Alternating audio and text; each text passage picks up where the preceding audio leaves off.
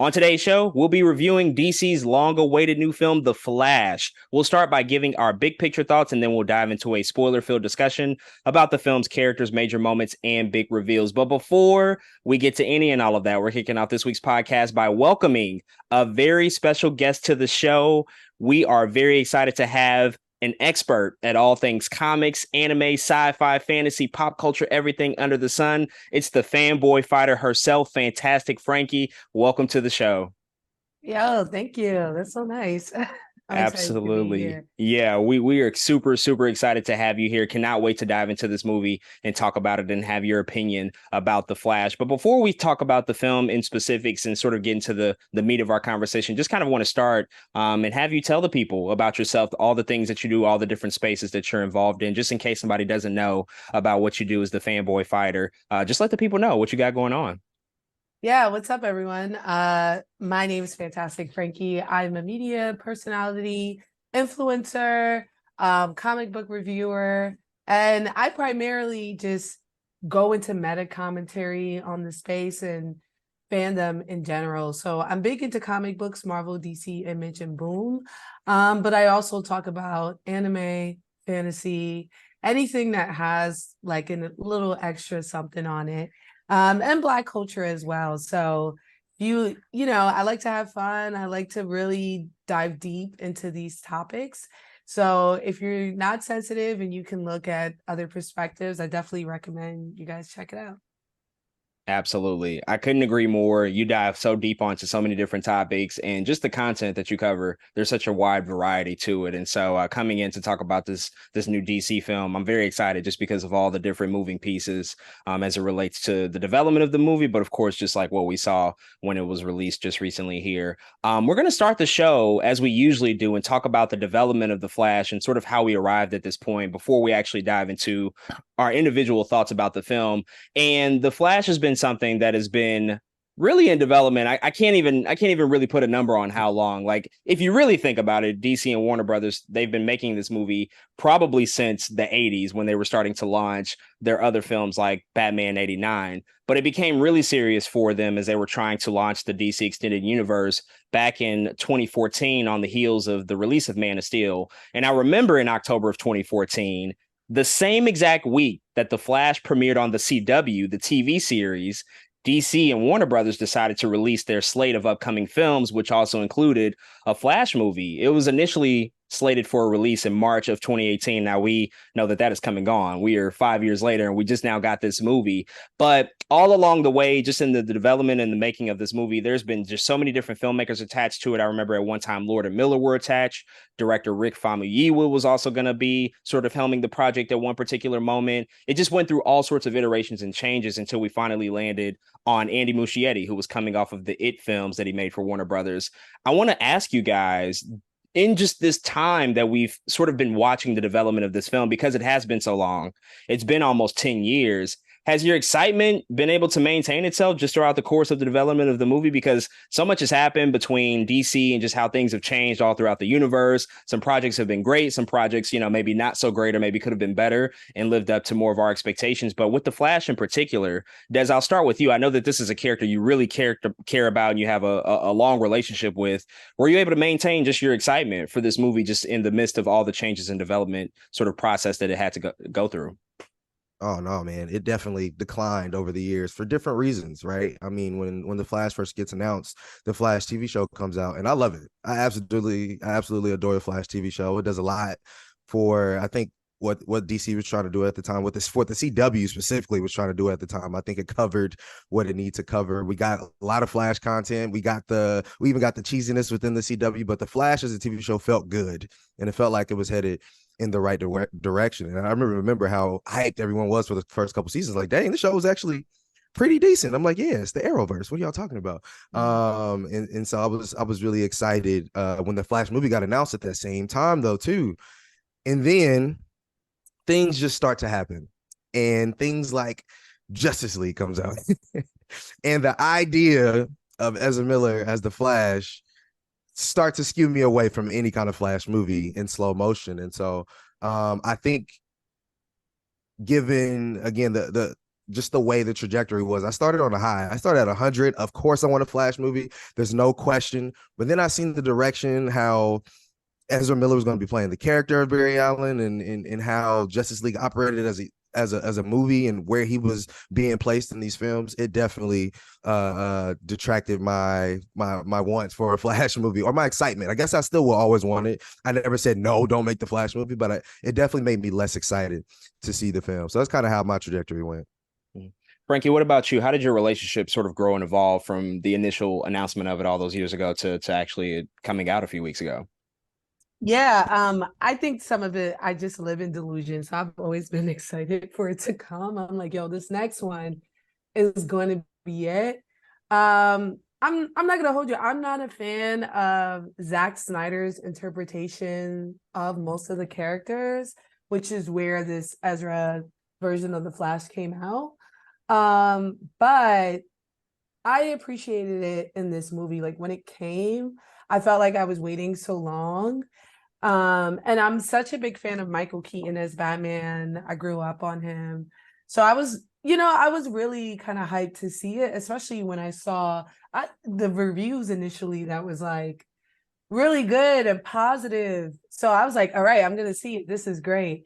So I kind of maintained it. I felt like for a long time that we were not getting anything. And then I always thought it would be a reset once we got the announcement of James Gunn kind of taking charge of the DCU. So I got really excited about that, and it really got me hyped again, because I'm like, no matter what, we're gonna lose this version of this character, which I'm not that much of a fan of. And like, to me, it's not strange because comic books reset all the time. Sometimes it'd be like 2-3 years, they'd be like new universe, new character. So that's not as jarring for me, but I could definitely see why it would be jarring for a lot of other people, and I definitely understand why a lot of people kind of started to lose faith there. Yeah, I found it to just be so interesting that the initial rollout of just their plans in general, it came at such a different time. We're living in such a different space with these comic book movies now, as opposed to 2014, when it felt like we were in the midst of just the ascendance of the cinematic genre. Marvel was firing on all cylinders. It felt like the future was bright for DC because we hadn't really seen all of the films that were going to come out yet. And then you just slowly start to chip away at that excitement with some releases like Justice League that don't perform as well, like a Batman versus Superman that doesn't work as well. And it's like, okay, well, are we actually heading down the right path here? And in addition to that, you also have a Flash movie, which is going through all these different iterations and changes. And for me, as a fan just watching this unfold, I was thinking, okay, they keep going through directors. Like, we're going to keep just like running through filmmakers. There must be something creatively that's off. I think anytime we sort of see that chatter and that conversation happening behind the scenes, you start to wonder like, well, maybe something isn't right here. Or if you're a little bit more optimistic about it, you're thinking like, okay, they very much care about this character and this property. They want to ensure that it's going to be the best that it could possibly be. So probably they're in a situation of where they want to take as much time and care to place into the film as they can. And then eventually we get to a place where certain things are out of their control. COVID happens, which pushes the film back. There's a lot of VFX, sort of challenges in the industry that caused it to be pushed back a little bit more. And so I was definitely in disbelief for a long time that it would actually happen. And once they started to finally film the movie a couple of years ago, I'm like, oh, well, we're here. We're going to do some really cool stuff. And I know it wasn't exactly how they conceived it. It changed over the course of like the last decade of development, but I was still very much looking forward to just the vision and having a theatrical interpretation of the character, because the TV show for a while did work so well, and I wanted to see just what the capabilities were going to be up on the big screen. Frankie, you mentioned the hype for the movie. I do want to address that because that has been a big conversation point for at least the past year. I would say, like, ever since we started to really get the marketing for the film in motion. We have heard from filmmakers and insiders and people who have seen this film early. I know you saw it a little bit early. A lot of people were singing the praises of the movie, and James Gunn himself, taking over DC, said that it was probably one of the greatest superhero movies ever, which is that is a big statement. That's a very heavy thing to say. And I think all of us here probably trust James Gunn's opinion because he's made really fantastic movies. He also said Into the Spider-Verse was the greatest superhero movie ever made. So I'm like, oh, well, James Gunn's probably right. But then other people came out and said that it was great. Stephen King said that he loved it. You had, David Zaslav over at Warner Brothers. I think it's obvious he was going to say that he loved it. What else is he going to say? But it just felt like that everybody had nothing but positive things to say about the movie. Des, what did that do for you in terms of just building your anticipation? Because you've been vocal about your lack of enthusiasm with Ezra Miller as the character, removing all the other stuff that, we'll briefly touch on. You've been very vocal all these years that Ezra Miller has not worked for you. So when you started to hear that the film was going to be like possibly one of the best superhero movies that we've gotten, did you actually believe those, points of feedback, or were you skeptical, coming into the movie that it was actually going to result in that? Yeah, I think I've always been excited. I think about consensus, right? If David Zaslav says something, James Gunn says something, I'm like, okay, that means one thing. But when there's things like the Fire trailer that comes out, and we're like, okay, wait a second, this is a really good trailer. What's going on here? With the mix of the CinemaCon reactions of like, okay, everybody's kind of saying this thing. I seen like one person out of the 100 other reviews that felt just okay about the movie, but everybody else was really hyping this thing up and said it might be one of the best superhero films they've ever seen. It was a good outing, this and that. And so I say my excitement did get lower, but it definitely jumps up after that, right? It definitely, if you hear everybody and their mama saying good things about the movie, the trailer is fire. Of course, I'm going to get a little bit excited about what's to come. And so, yeah, it was definitely an interesting, I guess, journey in terms of the hype for this film. And I still don't understand completely what happened or how it got this hyped, but man, it's really a mystery to me. Frankie, what was your sort of thought and idea after you see people like James Gunn praising the film? You see Tom Cruise, going online saying that it's everything that should, be in a movie. It's what we all want in a movie. How did you feel about just seeing all those positive reactions come out early? Yo, it was really affirming. I was like, finally. Because I think the Flashpoint story is really good. And I think overall, DC has really good stories that can really transfer well into movies. And I think that's why the DC animated universe does so well, because they kind of stick true to the story. It's very exciting to see, or it's a word. It was interesting for me to see how people are reacting to this movie versus like when we were reacting before. Because I think circumstances are definitely influencing the way we're viewing this movie. And so a lot of the criticisms that I'm seeing, I totally understand where they're coming from. But I'm like, we're not giving I feel like a lot of people aren't giving the movie a fair shake. And I think that's fair. I think that's fair not to give it, like, he doesn't deserve praise. So it's honestly really unfortunate. I just feel like the whole situation is unfortunate. And it was an opportunity to really introduce a bigger audience to The Flash, because we really haven't had any real media on The Flash. And I just think they kind of fumbled the ball, Yeah, certainly. It's so interesting to me. I love what you said about the circumstances in which we get it. I think about a lot how people view movies and the time and the place in which they view movies, and the idea and the plan on the part of Warner Brothers to roll it out at CinemaCon. It felt like it was a sign of confidence in the movie. Like they really believed in it. I remember last year, Top Gun Maverick premiered at CinemaCon. That comes out and it's one of the biggest movies of last year. And so I'm thinking like, well, we might be on a similar sort of path here with The Flash, because if they feel good enough about the film to roll it out 2 months early and allow press and media and people to react to it and have discourse about it for 2 months before the general public can see it, well, they must feel great about just the final product. And so that has to make you feel good and confident as a fan. And I see the movie, and we'll get into that obviously in a second here. And does it quite live up to those expectations for me? No. Is it probably one of the greatest superhero movies ever made? I don't think so. But that doesn't take away from the fact that they definitely tried. They definitely gave this, I think, as much effort as they could, especially considering some of the challenges. that they had to go through to make this movie, especially considering its lead star and everything that they had to deal with outside of the film with Ezra Miller. And so I do like that they just, sort of did a full court press situation. They said, like, we're just going to go all in, because we haven't seen them always do that with every DC film. I think that some films have gotten the short end of the stick. Recently, Shazam! Fury of the Gods, I talked about in our last podcast when we talked about that I didn't feel like that there was much anticipation, support behind that movie really at all. And we see sort of an opposite situation here with The Flash, in which I think that they did put a lot of support behind it. Does it always pay off? No, that you can't necessarily expect that, but you got to start to look at just like everything that's being said out there and think like, well, we might be really on to something good. So my expectations were high, and I would, I guess, rather for them to be there as opposed to them being low. Because if I have low expectations, then I'm just generally unenthusiastic about it altogether. I do want to pivot just quickly and mention Ezra Miller in the context of all of this. I'd be remiss if we didn't at least bring up Ezra Miller. They have been through a lot of things over the past couple of years, a lot of controversies that have happened outside of the actual filming of The Flash. And Des and I, we've talked about this a lot on the podcast, and so I don't think we need to litigate every single thing that's happened with Ezra Miller per se, but that is a part of the conversation. That is a part of the discourse. That is a part of just how the company has decided to roll out this movie, and just maybe some of the challenges and the hurdles that it had to overcome. Frankie, I'll start with you.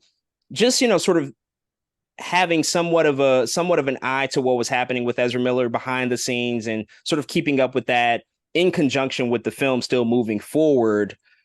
What did that do to just your perception of Ezra Miller in terms of being the lead actor, a part of this movie? Did that sway you at all? Did that do anything for your excitement level with the film?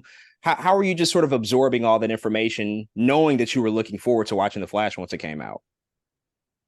Yeah, I think the biggest thing is it made me disappointed and really angry. I feel like anytime I like something, not just that, a lot of my fandom, Hollywood and just in general, we kind of push and promote abusers and toxic people. And now that people are starting to get autonomy, we're starting to see who these people really are, and it's ruining the fandom for a lot of it. I understand, as a Black woman, most actors and creators are racist or misogynistic, and it's just the environment that they foster. And so, I felt the same way when like Hogwarts Legacy dropped. I grew up on the Harry Potter books, and it's like, screw this lady for not even being able to be quiet. You know what I mean? Yeah. I felt the same way about Jonathan Majors. It's like, you all represent something more, and y'all still have the nerve to be this way and continue to be this way. And then it's like, I know that these companies know these people like that. Like, it's not something acute that happens. I'm sure they vet them. I'm sure they find it out, and they just think it's under control. And it makes me sad. It makes me sad that like so many things can't be enjoyed because the people who are working on them are so terrible, and we can't ignore that. And so when I was watching the movie, I felt that bleed through, and I understood why a lot of people may not like it, because just even the whole thesis of the movie, Barry's his worst enemy. Mm-hmm. Ezra is his worst enemy. Ezra is destroying his own legacy and is bleeding over into the Flash. And it was hard. It was hard to watch. Sometimes I'd enjoy something, I'd giggle, I think something's funny, I'd be like, oh yeah, but they do this, they do that. So yeah, it's disappointment for sure.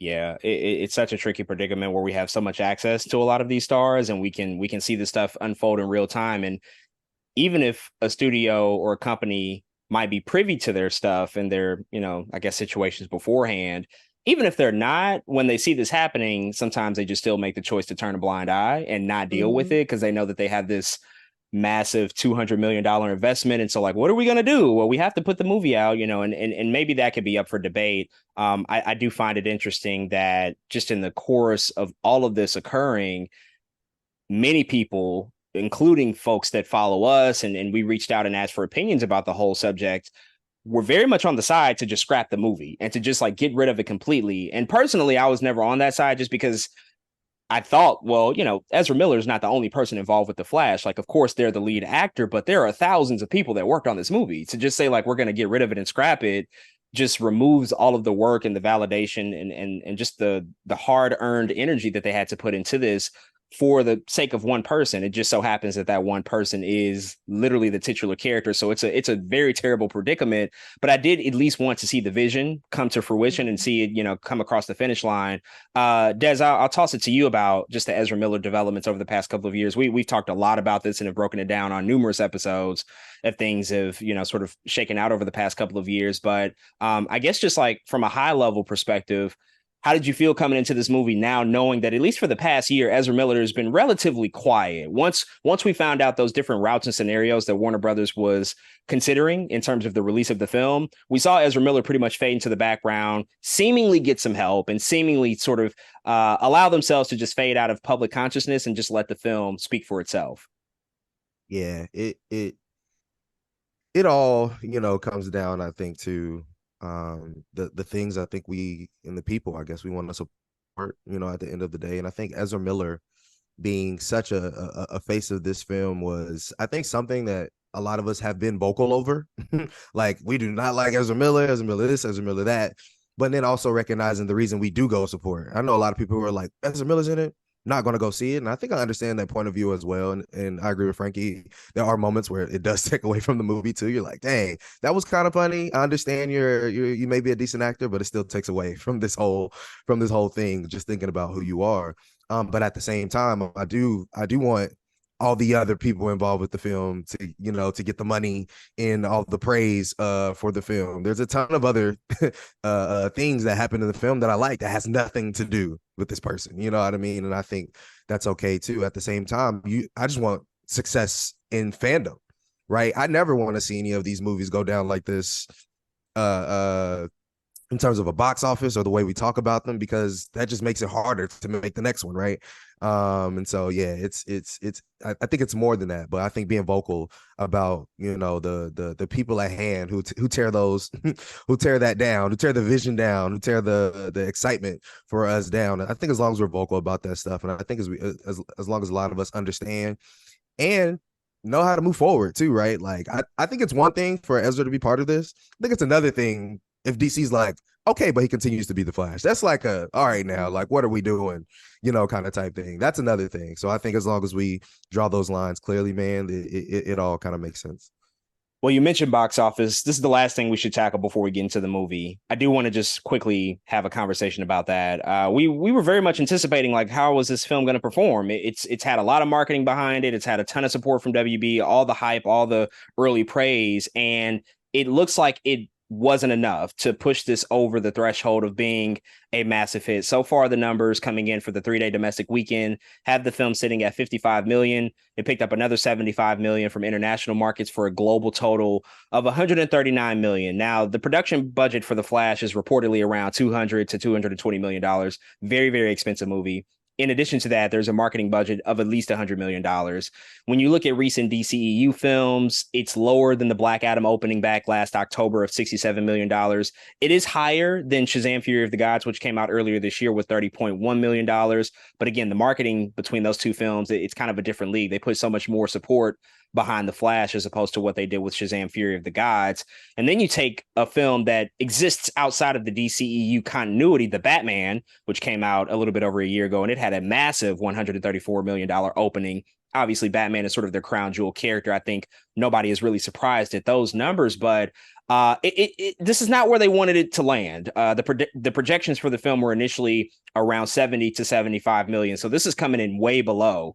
In fact, this movie in its opening weekend made what Man of Steel made in one day back in 2013 when it opened. Man of Steel made $56 million on its opening Friday, and this could not even crack that in the 3-day weekend. So I just want to ask you guys, how does this make you feel? What does this mean? How did we end up here? How is the low performance of this movie a reality, just considering all the stuff we just talked about, the praise, the early reactions, the hype, the fact that it is a little bit more of a notable character, the fact that he did appear in other films prior to an original origin story, so to say. What does this make you sort of think about in terms of just the box office prospects for this movie and maybe even, future DCU projects, and anybody can, sort of jump in and let their thoughts out.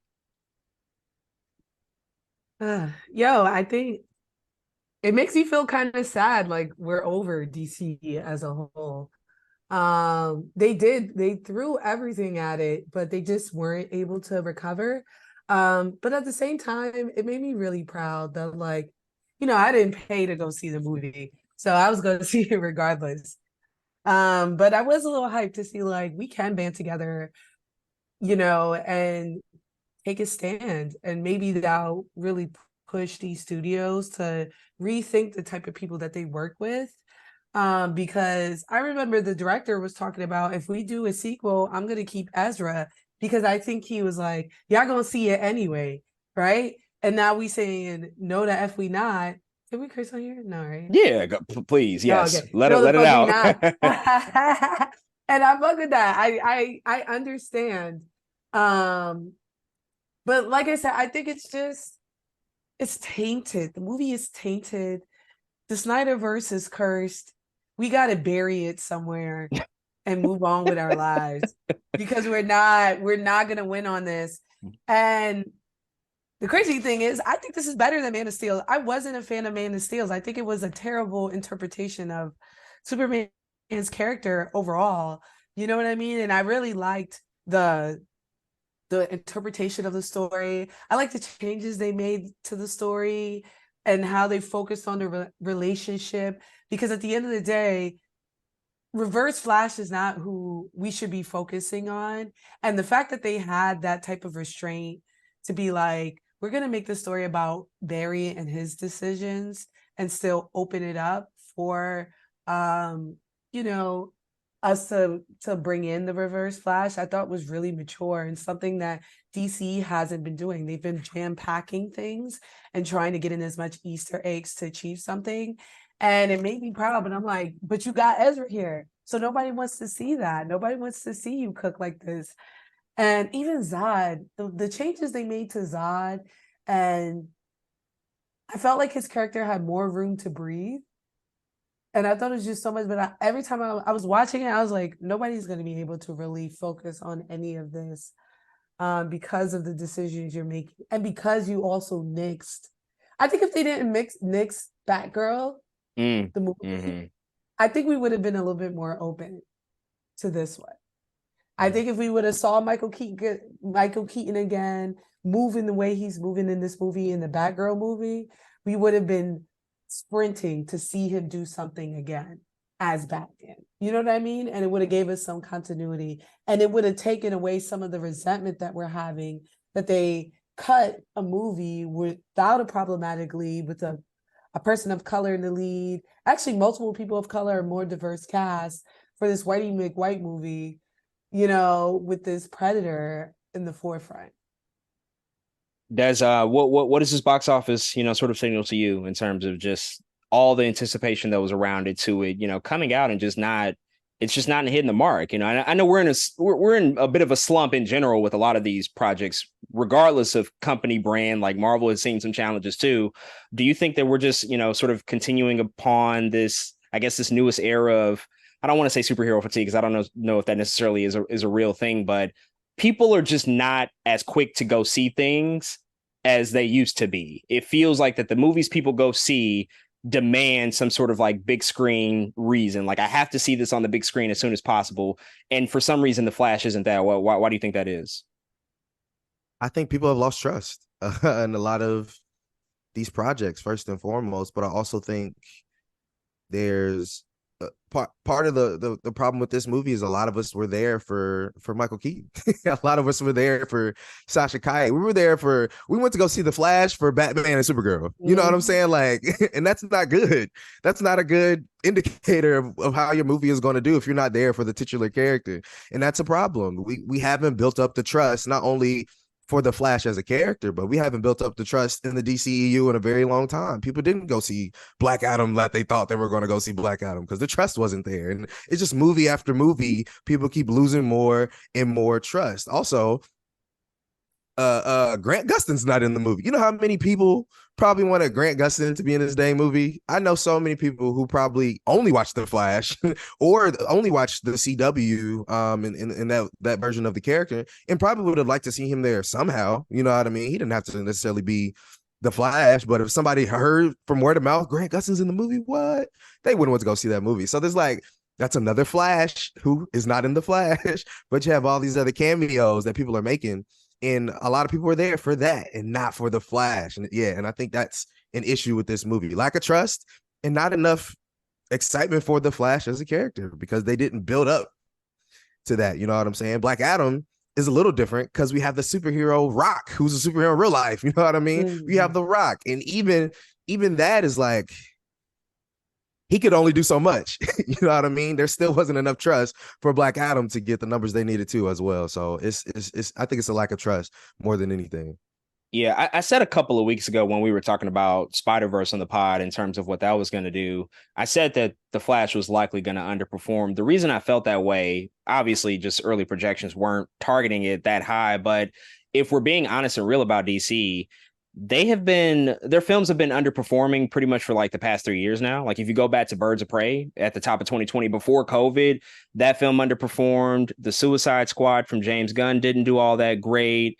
Recently, Wonder Woman 84, The Flash, Shazam, Fury of the Gods, Black Adam. Like it's just been a thing for a few years now. Sans the Batman or Joker, these Batman related projects that are also standalone, exist out of continuity films that are taking, sort of different creative risks. But when you look at like the DCEU proper, their films just haven't been hitting the mark. And I think it's just a result and a reckoning of some of those questionable, misguided decisions that were made early on when we were getting Man of Steel and BVS and Justice League. Like, I think stuff just eventually caught up to them. And I don't know how many people even delineate the difference all that much between DC and Marvel. I think for a while that they did. Now it seems like it's a little bit more difficult for just general audiences to even really care who's who. But sometimes I even look at just like all these conversations around the movie about marketing or Ezra Miller and what they're doing, or just the developments at DC and how things have changed and James Gunn coming in.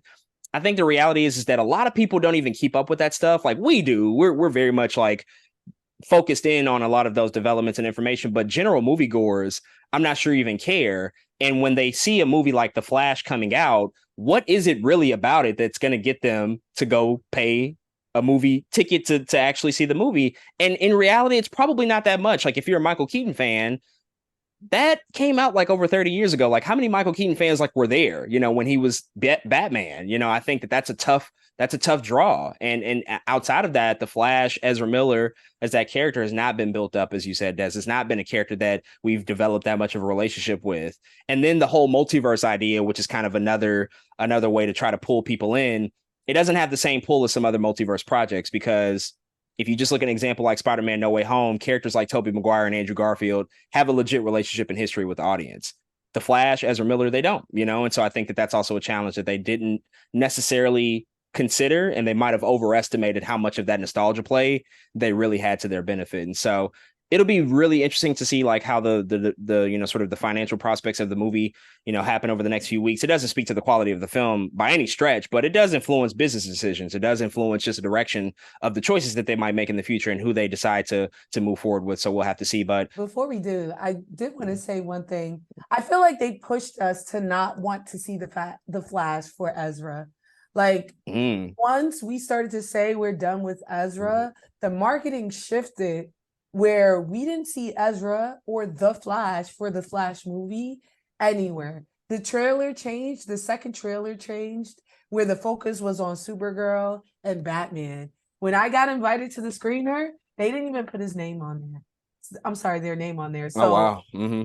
Ezra was taken out so much that we stopped going to see the Flash for the Flash, and the conversation of the Flash wasn't around them anymore. It was around Michael Keaton and Sasha. So I think that also pushed us to not be excited, because we're like, they're not 10 toes down on the Flash. Why would I see the Flash if they saying the Flash is not lit? We here for other people. And I think that also took away from the character because the movie's called The Flash. It's not even called Flashpoint Paradox, like if they called it Flashpoint Paradox, I'd be like, okay, that's not really just about I don't know. But the fact that the movie's about the Flash and it wasn't mentioning the Flash at all in any of the marketing, I think it really diminished a lot of the faith we had in the movie overall. Yeah, it's hard to promote a movie without your lead actor and purposefully pivoting away from them just because of all the shit that they've been through. And you know, I haven't seen many big budget films have to just move forward without their lead actor actually like championing the film. That's a really weird thing to have to contend with, and it's a challenge for the company. But to do so will probably also inevitably hurt just what the ultimate, I guess, returns are going to be, because you're making a tough choice now. So that's a really good point. I didn't consider that they completely pretty much removed Ezra Miller from all the marketing and just took him out of center stage for it. So yeah, without committing to firing him. I'm sorry, them. So if they were like, yo, we're gonna fire them, they're not in this universe anymore, but go see it because the movie's good, I think we would have been a little bit more open to it. But the fact that they stayed silent on it, and it was like they were testing us, like, let's see if you go see this movie or not. Marvel's doing the same thing right now with Jonathan Majors, where they're not officially definitively taking a stand until everything shakes out. And when you don't commit to that, I think we lose interest. We're like, you don't even believe in this, so why would I, you know? Yeah, it's easy to see the lack of confidence, I think, once you can just tell, like, okay, they're not making a definitive decision now. So it's like, why should I trust it? Yeah. And sometimes that's bitten them in the ass, I would say, not taking a wait and see approach. I think that Marvel, they jumped the gun with James Gunn, which is definitely a different situation entirely. But that whole James Gunn situation, when it went down, they acted very fast, and they saw that was probably not the right course of action per se.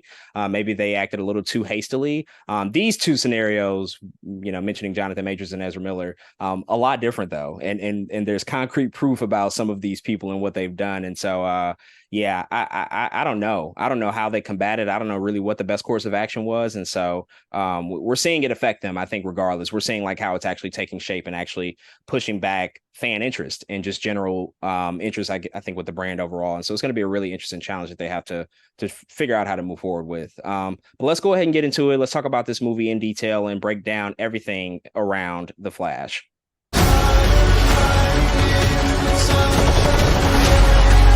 We're in uncharted territory.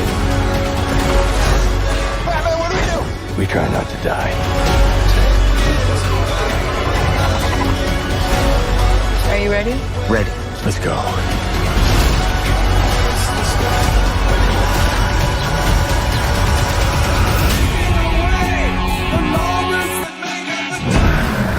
You have fancy friends. You know, it was an Uber. Oh, exec. Now, this movie is directed by Andy Muschietti, and it's written by Christina Hodson, and it's starring Ezra Miller, Sasha Calle, Michael Shannon, Ron Livingston, Maribel Verdú, Kiersey Clemons, Antoine Trieu, and Michael Keaton. So before we dive into spoilers and do all of our character-by-character breakdowns and talk about some of the big moments and reveals from the movie, we're just going to start with just like our general high-level big-picture thoughts about the film, whether we liked it, whether we didn't like it. And Frankie, because you're our special guest today, want to start with you and just ask you, overall, what did you think about The Flash? Yo, I thought it was good. I will say this: when I first saw the movie, the CG, you know, they went out their way to say this movie is not done. So the CGI did not take me out of it. I know it's a big complaint. I've seen a lot of people do. So then when I just resaw it like yesterday, I was like, oh, they haven't fixed a lot of this stuff. But by then I was already used and ready to see the CGI in this way. So it didn't affect the way that I saw the movie. That being said, I really enjoyed it. I thought it served as like an origin story. I thought it opened the door for the Reverse Flash. I thought it was a good way to wrap up Michael Keaton's story. And I thought Supergirl was fire. I love Sasha in it. I also love the changes that they made to the story overall from the comic books. The only thing that threw me off was, I don't know why Barry's mom was so Latina. Like, I was like, what is going on there? Ezra is not even, are they Spanish? Are they Latino? I don't believe so. I thought they were I'm not sure. It felt like I was watching the Cinderella movie with Brandy. I was like, there's just a random bag of children. But beyond that, I enjoyed it. it was what I was looking for out of what I was expecting out of the movie. And I was honestly a little surprised that so many people didn't like this movie to this level, honestly. Interesting, for sure. Des, let's get to you. What did you think about DC's The Flash? It was fine, man. It was good. It's worse than the hype, but better than my initial feelings about how I thought the movie was going to be. It's somewhere in the middle. I'll just the CGI first too. The CGI, there are moments that make me feel like I'm supposed to be CGI, so it didn't take me out. Where I was just like, oh, this is supposed to look like this. Like, I didn't even think it was supposed to look better than that. I was just like, oh, they wanted to kind of give this weird, I think, computer graphics feel to it because it was so imaginative and because some of that stuff is so otherworldly. Part of me felt like it was supposed to look like that. It was supposed to look kind of cartoony in that way. So a lot of that stuff didn't take me out either. Though there's a moment where both Ezras, both Barrys on the screen at the same time, and oftentimes I could tell which one is like the CGI one or which one was in camera, and that did take me out a couple times. That I was like, yeah, this looks weird. I don't know about this point right here. Ezra Miller, titular character. I think they do pretty good in the movie. I've never been sold on this iteration of the character. The way they took so much from Wally, I'll never agree with that. I'll never be like, yes, I like how funny this Barry is, because that's not Barry Allen. And I think part of the problem with this iteration of the character is not enough of the source material of the character. Like, give me Barry Allen. That way you can open up the door for Wally West later on, and they feel different. Right now, I feel like if the DCU was still going, DCEU was still going to be a thing, and they introduced Wally, we'd be like, is that Barry? And that's not good to me. And that'll always kind of take me out of it. But for what this movie is and for what Ezra Miller did in this movie, they did a pretty good job. I must say, they had to play two different versions of themselves. They made one that was less annoying, or that was even more annoying than the original Barry, and I think that was a kind of a good choice, given it's almost like the maturity of the character. They were like, how can we mature this character past the kind of the childish that this version of Barry Allen kind of brought to the team? And they were like, okay, let's just make one that's even more annoying to make him self-aware of how people might view him. I like that decision. I thought that was good. Michael Keaton and Sasha Calle are fire in this film. I thought Sasha Calle stole the show. I really love her iteration of Supergirl. I mean, her suit was fire. I really love the nostalgia that they play with Michael Keaton as Batman too in the movie. It's just, I thought that was all being done very well. They added so many score things from Batman 89. They added so much Batcave things that I really wanted to see. And I think fan service done right helps. And I think a lot of that was done right. None of that are the problems I have with the film. But yeah, it's fine at the end of the day. There's beats in it I like, beats in it I don't like. And it turns out to be again a good movie, but not a great movie, which is what I was hearing that it was going to be. I think those expectations definitely messed it up for me a little bit. But I think overall, I didn't mind the film at all. I just wish everything around it wasn't so messy. Yeah, so with The Flash, I mostly agree, I think, with what's been said already. I think that this is a pretty good movie, and I actually liked a lot about it. It does not live up to the expectations of being one of the greatest superhero movies ever made. I'm sorry, that's not the case. James Gunn, don't know what you were on there. Love you, my guy, but it just didn't hit that mark for me personally. But that being said, there is still a lot that I liked about it. I think that there's actually some really good humor in the movie. I think that there's actual genuine heart that's sort of injected into the story that makes it really relatable. And this idea of not being able to move past your grief and the inability to deal with that. And just also, sort of the idea or the cautionary tale about spending too much time looking in the past and wishing that you can change things that have already been done instead of actually moving forward. I think that that's actually a really, really good idea that's presented in this movie and mostly carried out successfully. Beyond that and the sort of thematic pieces of it in the story, I agree also about Michael Keaton and Sasha Calle. I think that they add a new level of energy that's very necessary with the movie. Michael Keaton is my favorite Batman, has always been my favorite Batman. So to see him back on screen was just such a treat and something that I was looking forward to. I will mention that not everything about Michael Keaton and not all the choices that were made necessarily worked for me. There were a couple of things that I left questioning as to whether or not that was the right decision. But I think by and large, him coming back into the Cape and Cowl once again was just, it was such a satisfying experience. And Sasha Kaye, I think, is a new superstar that we can look out for. And hopefully in some capacity, we can see her again as Supergirl in the future. The not so good side of the film, I just got to say, with the visual effects, it absolutely took me out of the movie a lot on that first viewing. The second viewing, you are more used to it, but that first time, it was pretty jarring. And I think, if I'm being honest, like, it kind of felt downright embarrassing at some points how just badly it looked. Like some of those CGI shots, some of the VFX was given Polar Express, and I just did not anticipate that coming into a huge movie of this caliber. And it was just a really weird thing to me, because we are seeing the filmmaker say like, oh, well, that was an intentional choice because it is like this otherworldly thing. And it's like, well, not all intentional choices are good choices. Some intentional choices can be misguided and bad choices. And I don't know if this was actually a great choice, because some of these characters and the way you render their faces, it looks like they threw on a rubber suit, or it looks like a PlayStation 3 cutscene. Like, I don't know what's going on here. I'm just trying to grasp and actually like not allow this to take me out of the cinematic experience. And it happened quite a lot, and I think, when you look at it being such a prevalent use of this film, like the VFX are such a huge component to these films, and this one in particular, like it kind of becomes unforgivable in terms of how it looked. And I just wish that they maybe made a few different choices along the way. But you remove that, I do think that some of the stuff that happened in the end that we'll get to, when we talk spoilers, felt excessive in terms of fan service. I think that there are a few cheap thrills here.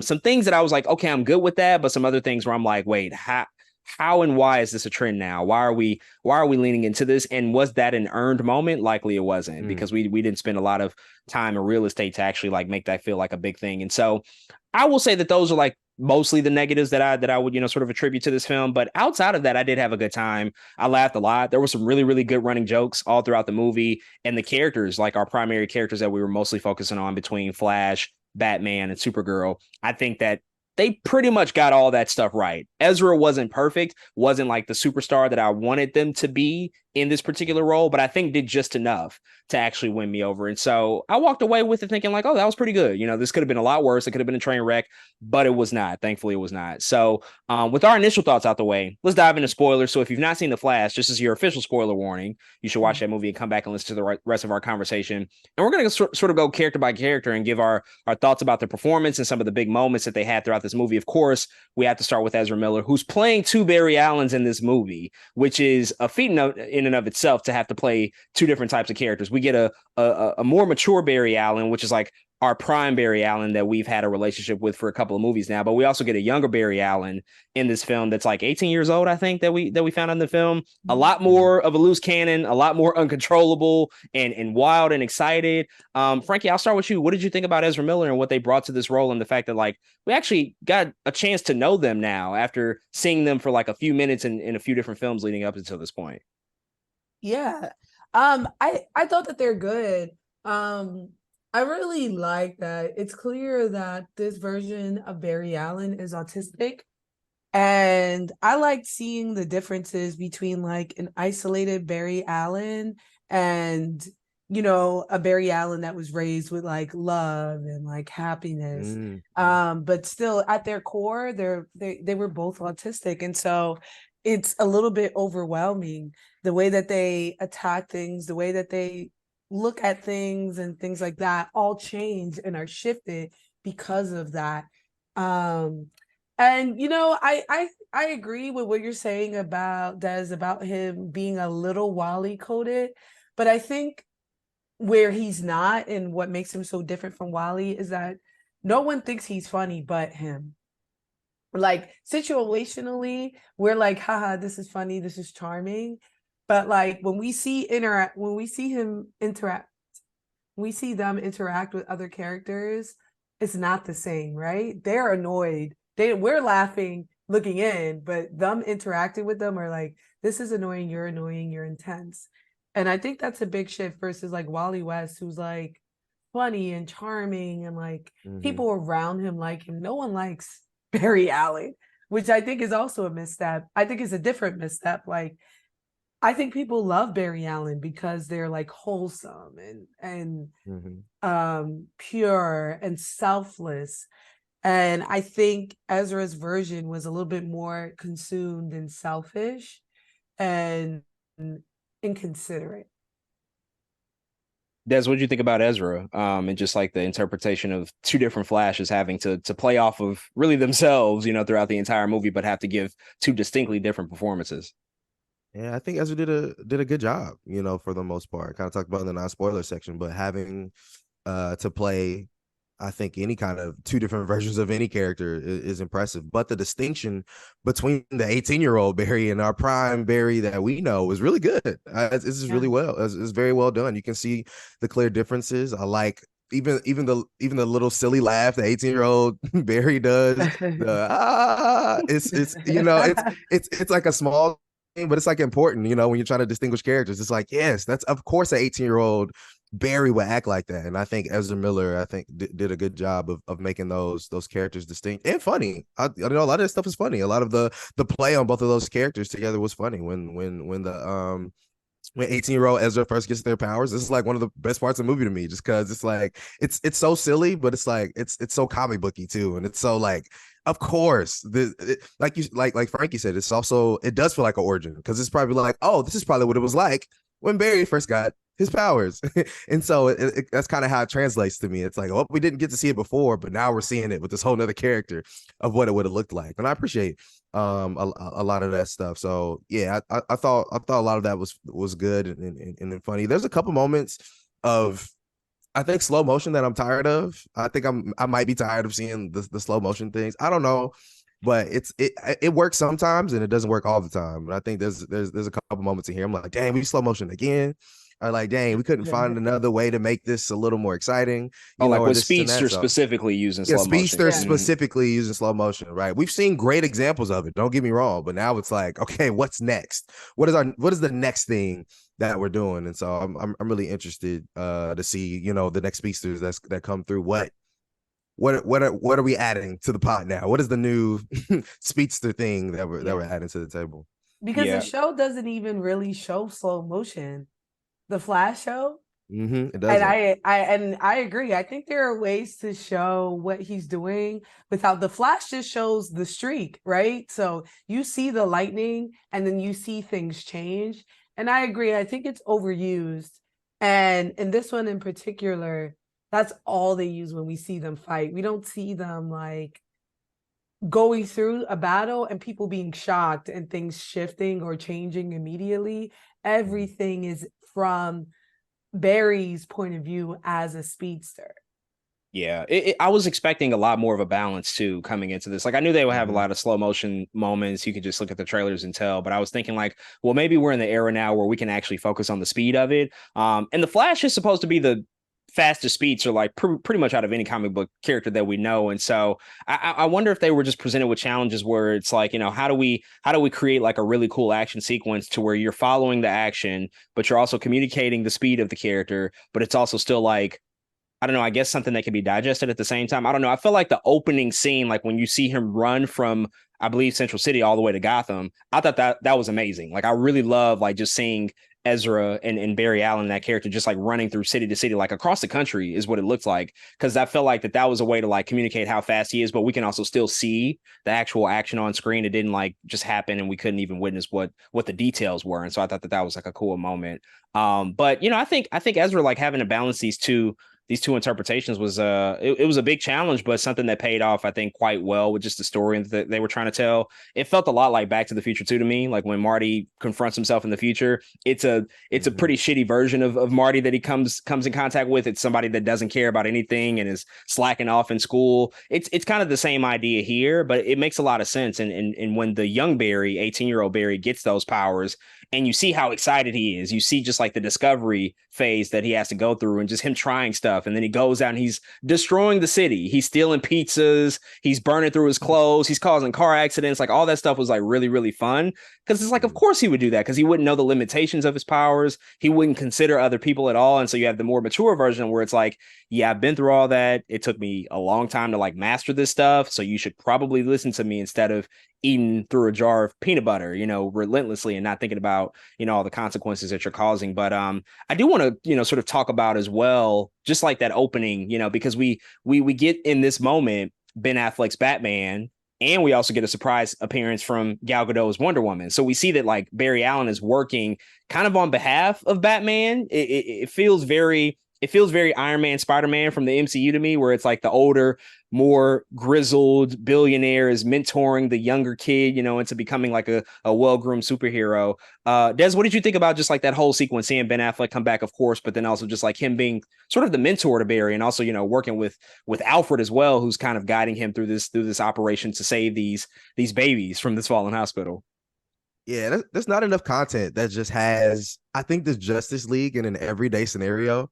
You know, a lot of times we see the Justice League, even in the TV show, even in the animated movies, it's always like cracking and all the Justice League has to be there, versus like, I really like the idea that there's just this random day where Batman needs Barry to go do something, and he you know, he has to do it because he's like, as Barry would say, the janitor of the Justice League at this moment. I really like that idea, and so I appreciated them opening kind of with that idea of like, okay, Batman's here, the Flash is here. It's like, okay, this is a cool opening, I think, to a movie. And to see, of course, we just haven't got enough Ben Affleck Batman, like to just see everything that he does, because all of the little things that we have seen, most of us like, you know what I mean? I'm like, dang, I like that iteration of Batman, what he's doing there, because it's different. It really is. And so I love that we got another opportunity to take Ben Affleck's Batman and just see what he does, like the from his costume to of what he wears to his bat cycle. We just wanted to know what his bat cycle did and what it looked like. And so seeing a lot of that stuff is cool too. But it's also see this young Barry kind of trying to step up, trying to be a more respected member of the Justice League. Again, I think that's just a cool idea, and also the perfect person for the job, because who else is dealing with this baby shower at the joke that they made? Who else is going to deal with this baby shower except him? You know what I'm saying? Like, I don't even know what other hero could have saved him right there in that moment, like that, like the way he did that. So I thought there were pretty good choices being made in that first opening scene. Frankie, did seeing Ben Affleck back here, just in all that great action in the opening sequence, did it make you want to still see a Ben Affleck Batman film at some point? I know we probably won't get it, but did it make you want to see that even more? Yeah, I was really confused when I started to see some Batfleck hate, because when he first came out in Batman v Superman, we was foaming at the mouth. Fire. I think he's fire, and I think that still kind of stands. Where, like, you know, he's violent, he's a little bit angry, but if we think about this universe's, or at least what they've painted, it's very different than what we're used to, and I thought it was really good. I also like that they balanced, Des, to your point, they balanced this like low stakes job, but it was high stakes enough that it's like, we do need the Justice League for it. It was like a virus that would have spread through the world. So like, to see the Flash, I think Superman's the only one who would have been able to replace him in that scenario, but clearly, you know, we can't really use him. So to see him do stuff and feel underappreciated, you know, he talked about how he was underappreciated when Batman, who doesn't have powers, was doing equally important work, maybe a little bit more important. Not saying babies aren't important, but a lot more babies would have died if, you know, he wasn't chasing them down. He wasn't doing what he had to do. So yeah, I liked him. I thought it was cute. He had a cute moment at the end with the lasso of truth that I thought was like, this is the fun stuff that we see in like the Justice League, and like something I'm expected to see more of. Because like at the end of the day, DC's kind of campy. You know what I mean? Like, we've had like Frank Miller and stuff like that, but for the most part, DC is closer to like what we've seen James Gunn do with like the Suicide Squad and Peacemaker, where like the stakes are high, serious things are going on, it's violent, but it's still campy. You know what I mean? And I kind of like that. I kind of like that with the baby shower. I didn't think about that until you said it, where like all these babies are like falling out of the window, and like it's worst case scenario, but he still is able to do it, and you know, it still was kind of wacky. But I'm also excited to see what a new Batman can bring. I think we need to get back to more of these just everyday scenarios that superheroes can show up and save the day. I think we've gotten so far away from that because of just the scale of a lot of these movies have gotten so large and so huge, and the stakes are just enormous. You know, the universe is always at stake. You know, you have Thanos snapping away half of humanity, and once you go there, it's hard to bring it back. And I think that like having just an opportunity for a hero to show up to save falling babies out of a hospital, it's like, oh yeah, let's do that. Like that's really cool. And it was a great sequence. I thought it was like executed really, really well. Questionable that he put a baby in a microwave. I do have a few questions about that part, but beyond that, he did a really good job at saving everybody. It doesn't quite match like the highs of I think what Quicksilver did in Days of Future Past, like in terms of slow-mo sequences and seeing like how cool it is to communicate the speed on screen, but it was still pretty good. And then Batfleck, man, he's just amazing. I just want to see him come back and do a movie. I know it's not going to happen. He's often talked about, you know, not wanting to do any more Batman in particular. This might be the last time we see him, which is unfortunate, but he's just so good in the role, and he's just really useful and so different than all the other versions of the character in live action that we've gotten. Gal Gadot, I think it's interesting. This is the second time she's popped up in a DC movie this year, and the audience response, I don't know how your showing was, Frankie, but for the showing that Des and I went to, it was a little tepid. I don't necessarily know why. Like it's not this huge thunderous ovation I think that we get for Wonder Woman, maybe like we do for other characters that pop up. Maybe it's due to the fact that we won't get Wonder Woman 3. Maybe it's because we see her a little too often. Like it's not actually a surprise. She also popped up in Fast X. So like Gal Gadot is getting those cameo checks like steadily and rapidly. But I don't know. Did that like actually do anything for you? Did it make you excited to see her pop back on screen?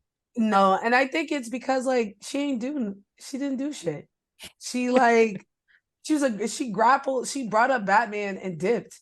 Like, and she was late as hell too. She was late. I'm like, I think we would have been hyped if she came and did some fire.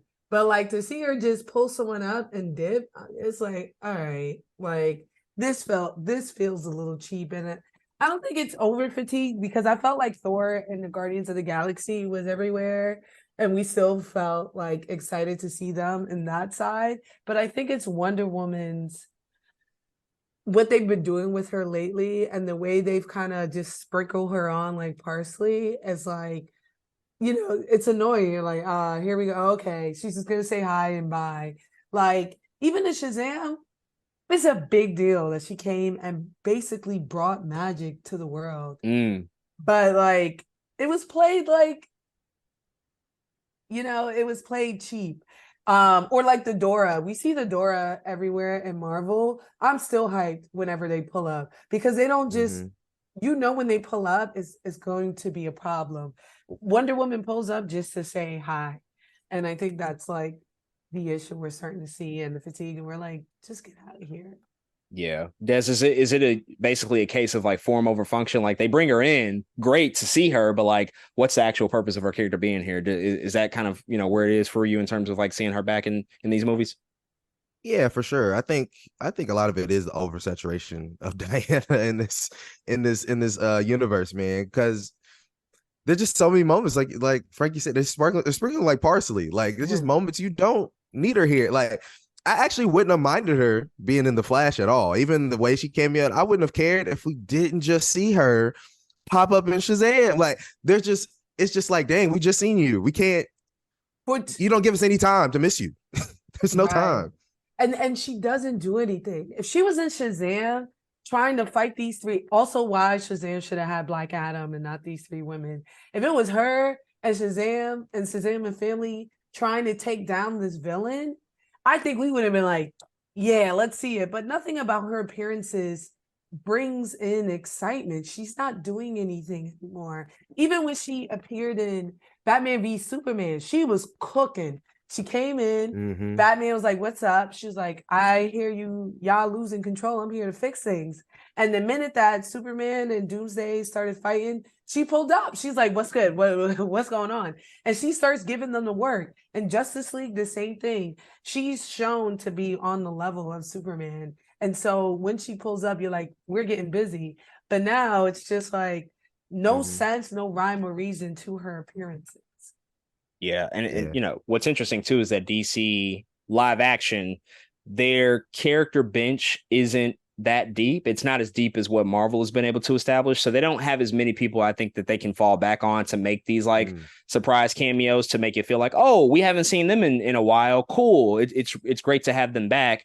They got rid of Henry Cavill, so he's not going to pop up in the movie, even though they apparently filmed a scene with Henry Cavill. And so the options are pretty thin, and they kind of used who they had. They had Gal Gadot, and then they had Jason Momoa in the post-credit scene. That's really who they got. And so it's unfortunate because there is an oversaturation. It's like, yeah, we just saw her 2 months ago. Her function there wasn't supposed to be, or it wasn't at least that significant, even though it could have been. And then here it is really just kind of a punchline, to have her use the last show of truth on Batman is like a joke. Even though it was funny, it's not necessarily in the service of anything, I think, more meaningful. So I don't know what her future is. I don't know where they're going to go with Gal Gadot in particular. So it'll be interesting to see. I do want to talk about Barry's parents, played by Ron Livingston and Maribel Verdú. They play a very, very important role in this film. I think The Flash loosely adapts Flashpoint, but there are a lot of changes, as you noted earlier, Frankie. It's not definitely a one-for-one at all, but one of the consistent pieces of it is the fact that Barry is trying to save his parents. His father is in prison for the apparent murder of his mother. He's essentially kind of been framed. He was in the wrong place at the wrong time. He goes to the grocery store to get a can of tomatoes because she forgot it. Comes back and she's been stabbed with a knife. Barry's also out of the vicinity at this point. Young Barry, young kid Barry. And then his father goes to prison. Now we got allusions to this in other films. We first saw this really in the Justice League movie. They've had to recast the actor. Billy Crudup originally played him. But how did this all work for you? Because this is kind of the emotional pull of the story, the fact that like Barry is going on this mission, this time travel mission, essentially to really save his parents. Again, it reflects a lot of what happened in the comics, but did it work for you? And did you buy into the relationship and just the emotional connection that Barry had with both of his parents? Yeah, I thought so. I thought they focused on her more. What I really liked here is like, I feel like we often don't see the personality of Barry's mother. And so even though it was strange how Latina this woman was, I was just saying they adopted Barry. Although no, he looked like the father. I don't know. Yeah, I just was like, whoa, what's going on here? And her fit, I can't talk enough of whoever's in that costume. Whoever put her in that costume needs to be shot, especially when Sasha was in there in one of the coldest Superwoman suits, super family suits I've ever seen. But I really did love this change because I'm like, a lot of people are always blaming Reverse Flash for the Flashpoint and not focusing on like the tragedy and the connection, one that Barry has with Batman, because they both lose their parents in a violent way, and how Batman empathizes and understands Barry because of it, but also the gravity of Barry's decision to play with time because he wants to save his parents. That is incredibly selfish, which goes against Barry as a character. And I think they really make a point to show that, right? Even Supergirl, her motive, her drive is behind her cousin and her family and her duty to family. When Barry convinces Batman, it's with Alfred, who's also his only family. He's like, I know you had an Alfred. I know that's a point. Da, da, da. So I really like their appearance and I like what they showed. I also think it's interesting, versus Into the Spider-Verse. This is what it means, like what I mean, like on who you cast, how it changes the story. Because if Barry was Wally West, the Black Wally West, this story would have been totally different in the way that we interpreted it. His father being wrongfully convicted, even though there's a lot of evidence that, including an eyewitness event testament, people at the grocery store who probably said they saw him, all that stuff. He's a member of the community. I think a lot of those beats are lost because it's a little white man and he knows this billionaire. And like, he's made this tragedy his personality. But you still feel for him because you see that relationship with his parents. Yeah, that selfishness is really key because Barry has not taken into consideration any of the advice that Ben Affleck's Bruce has tried to impart on him. Like, this is what made you who you are. You know, our tragedies, our trauma, they kind of shape us, as unfortunate as may be. And Batman has grown to accept that. Now he's, you know, putting on a bat costume every night and going out to fight crime, and that's its own form of, you know, hey, that's kind of messed up, man, that you're, you know, deciding to be this vigilante and you're a billionaire. Like, it, you can look at it at a few different perspectives, but he at least is trying to tell Barry that you might not want to go down that road, because when does it end? Also, like, where does it stop? And I think we see that manifest in like the dark speedster version of Barry that we, you know, sort of find out at the end is, you know, responsible for a lot of this. But Des, what did you think about just that relationship with the parents? Like that was kind of the emotional I guess sort of driving force behind the story, the fact that he was just so distraught over the death of his mother and the fact that his father was put away, that he was going to just go and wreak havoc on time essentially in order to fix it all.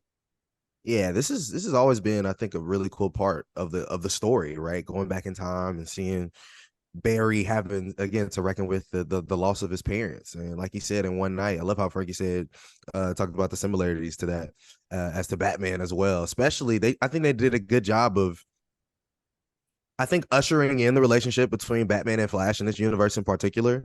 Even the way Batman found Flash, I don't know, it just makes sense that they're in this point of their friendship between Batman and Flash, or mentorship, whatever Ben Affleck's Batman is to Barry here. I think they established it very well, because I like how somebody had to tell him don't do this before he did it. It's something about that always makes sense to me. Somebody had to be like, no, don't do this thing.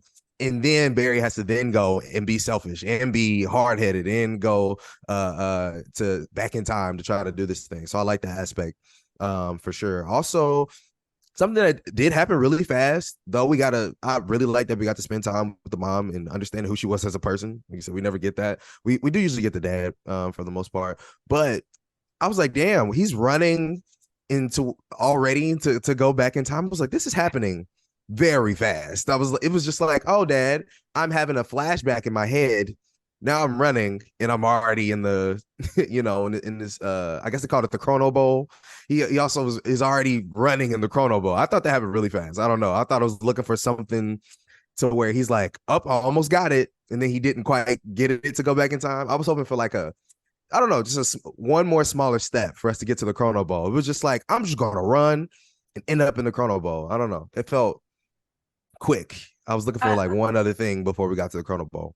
I feel like the Flashpoint is like that too. It's like he gets into it by accident. He's just running and he's like, oh shit, am I reversing time? Mm-hmm. So I think that happens in both, because remember, it's a one shot. It's like, that's true. It starts and immediately it's him moving, and it's going off the premise of Barry's been running and doing this for a while, and it's this one point that makes him run a little bit faster than normal, in which he stumbles into this thing. But I agree, it was quick. It was like I think he was still on Bluetooth with his dad. It was like what I find interesting about that too is that if you use Zack Snyder's Justice League as sort of a blueprint to establish like how he's able to arrive to this speed, I think a lot of it can be explained that way. But that movie is technically not canon to any of this. Like, they don't consider that to be like the canonized version. The original Justice League is sort of the canon version of that story leading into this. And we don't see him really experiment with any of the Speed Force in that type of way. So I agree, like, to arrive at that place in this movie, we have to presume a lot that he's just, you know, been experimenting with this a lot. Maybe he's, you know, come close before. I don't know. You know, you do have to take a few leaps there. But the parent stuff, I think, ultimately really worked just because of the fact that, you know, this is a kid going through grief, and he has not managed to figure out a way to deal with it. And so in his mind, and his justification is that I can do this and do it in such a way that it won't mess up anything. Like I can just go switch out one little small thing and it'll all be good. Nobody ever has to see me. I'm going to follow the rules of Back to the Future. Like that's how I'm going to actually like make this mission successful. We know that that's not the case, and that's not how it ultimately plays out. But the thinking was there, but he doesn't consider, because he's not older and not a little bit more wise. He doesn't consider just the consequences of his actions and what that ultimately means, and how he can just like break something entirely. And I love that there are consequences to that, because the universe that he ends up in is something that he creates by his own hands. Like, he actually puts this all into motion because of his choice to go back and try to change the events of the past. Before we get to like the past, though, I do want to just quickly talk about Kiersey Clemons, who plays Iris West. She had been cast a long time ago as Iris. I think actually when Rick Famuyiwa was attached as director, because he had worked with her on Dope back in 2015. This has been a severely underutilized character, I would say, up until this point in the live action movies. Iris West has played a big role in the TV series, but so far there's just not been much. And I think unfortunately in this film, that's kind of the same case. Like we don't really get to see much of Kiersey Clemons. She kind of comes in at the beginning and comes in at the end to just really talk to Barry about the case against his father. And we start to see the development of a romance, but it doesn't really go anywhere in this movie. It's not really enough time for it. Frankie, were you disappointed to see that like Iris West didn't play a bigger role in this movie, or was that kind of your expectation coming into it? Yeah, I mean, she doesn't have a big role in this story. I was disappointed. This Iris West was annoying and rude. Like when we first see her talk to Barry, she's like, I get it. Yeah, I wouldn't want to believe that my father killed my mother either. And I was like, who the fuck says that to someone who's like life was ruined? And like it goes back to what I mean about like us, Barry Allen being white, and how like some of that stuff just flies over our head because we're like, yeah, she's just talking about jail, like he probably did it, you know what I mean? Versus like this man is wrongfully incarcerated, and it goes down that line of like he probably did that, you know what I mean? But beyond that, there was nothing about her character that I really liked.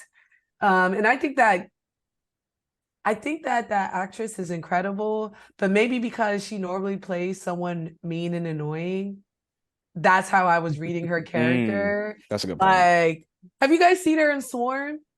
Mm-hmm. Yeah, that's how I saw her in Swarm, which playing is like the exact same role. Yeah, one of the coldest monologues I've ever seen, where she's like talking shit about what was Beyonce's name, and she's like, "Yeah, I'm gonna listen to Runs all day," and like just siphon this woman all day. I felt that same, Nyjah, like she was like, "This is terrible. With you're trash," and she just keeps on pounding on that girl. I felt that with her and Barry. I'm like, Barry, why do you like this woman? She's mean. She's judging you. She believes your father did it. And like I felt like Barry couldn't trust her at all because it was clear that she was putting herself as a journalist before trying to connect with Barry. I didn't like it. I was like, she's trying to be Lois Lane and she doesn't need to be, you know? For sure. Des, what did you think about Kiersey Clemons? Yeah, I mean, she was fine. She didn't have much to do. You know what I mean? She only had a couple moments. I guess I liked she's there. I feel like you can't have Barry without Iris West. I think Iris is important to the Barry story.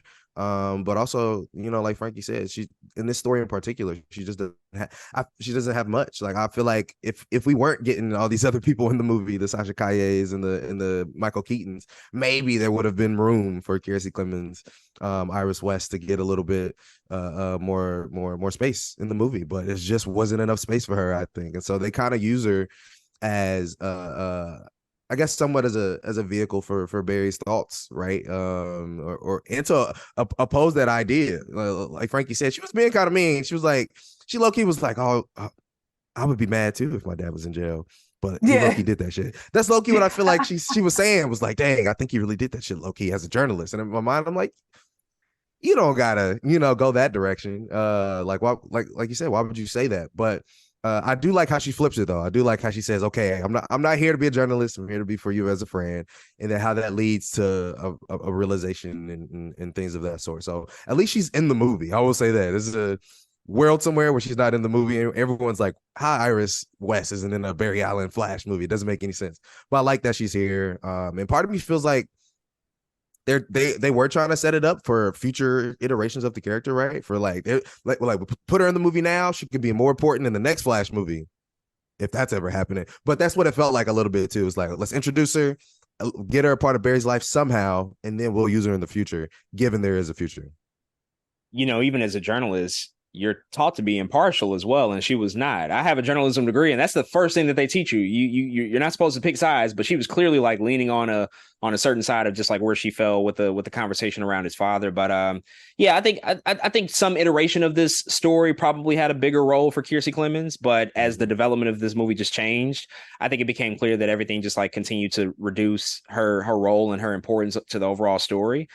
Just as they've progressed to start to get bigger, I guess, ideas with other characters. So, perhaps there will be more. I think the thing is, though, is I don't feel that there's a ton of chemistry between her and Ezra Miller in particular. Like, it's okay, it's fine. There were a few good moments, like him trying to straighten up his apartment and stuffing everything into the closet, and you see everything just like fall out. That was like really funny, and so you could tell that he has some sort of feelings towards her. But even at the end, when she's like, yeah, ask me out to dinner, I didn't feel like a lot of romance between them two. I didn't feel like that there was actually a connection or a spark. So they hadn't done enough work to actually include her in the film enough to make me think that she was a real presence in his life. Perhaps if they figured out a way to have her in the past, in the alternate timeline, include her there more, that could have done something, but it didn't do much for me in the end of it.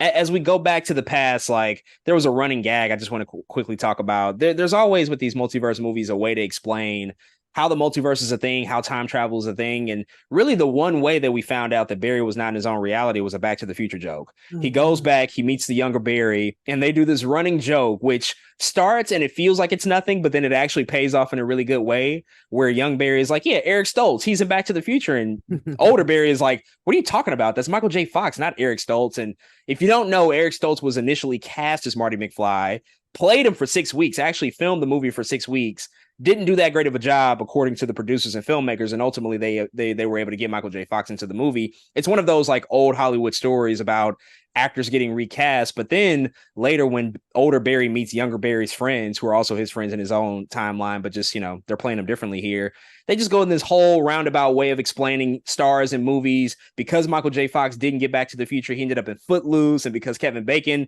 didn't get Footloose, he ended up in Top Gun Maverick. It's a domino effect, and that's how Barry realizes, oh my God, I created a world with no metahumans, and I created a world where Eric Stoltz is in Back to the Future instead of Michael J. Fox.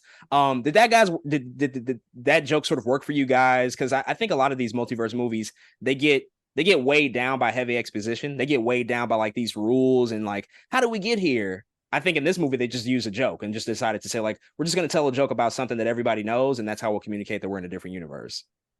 Yeah, I thought it was cute. And I think they were doing that for all the people they were talking about, like Kevin Bacon was in this. I feel like these were all roles that they famously, I need to check it out. But I thought that was cute, and I thought that was a great way to calibrate that everything was different in that universe, not just Barry's life. And I thought that was a quick way to do it in a fun and interesting way. And to your point, this definitely gave Back to the Future vibes.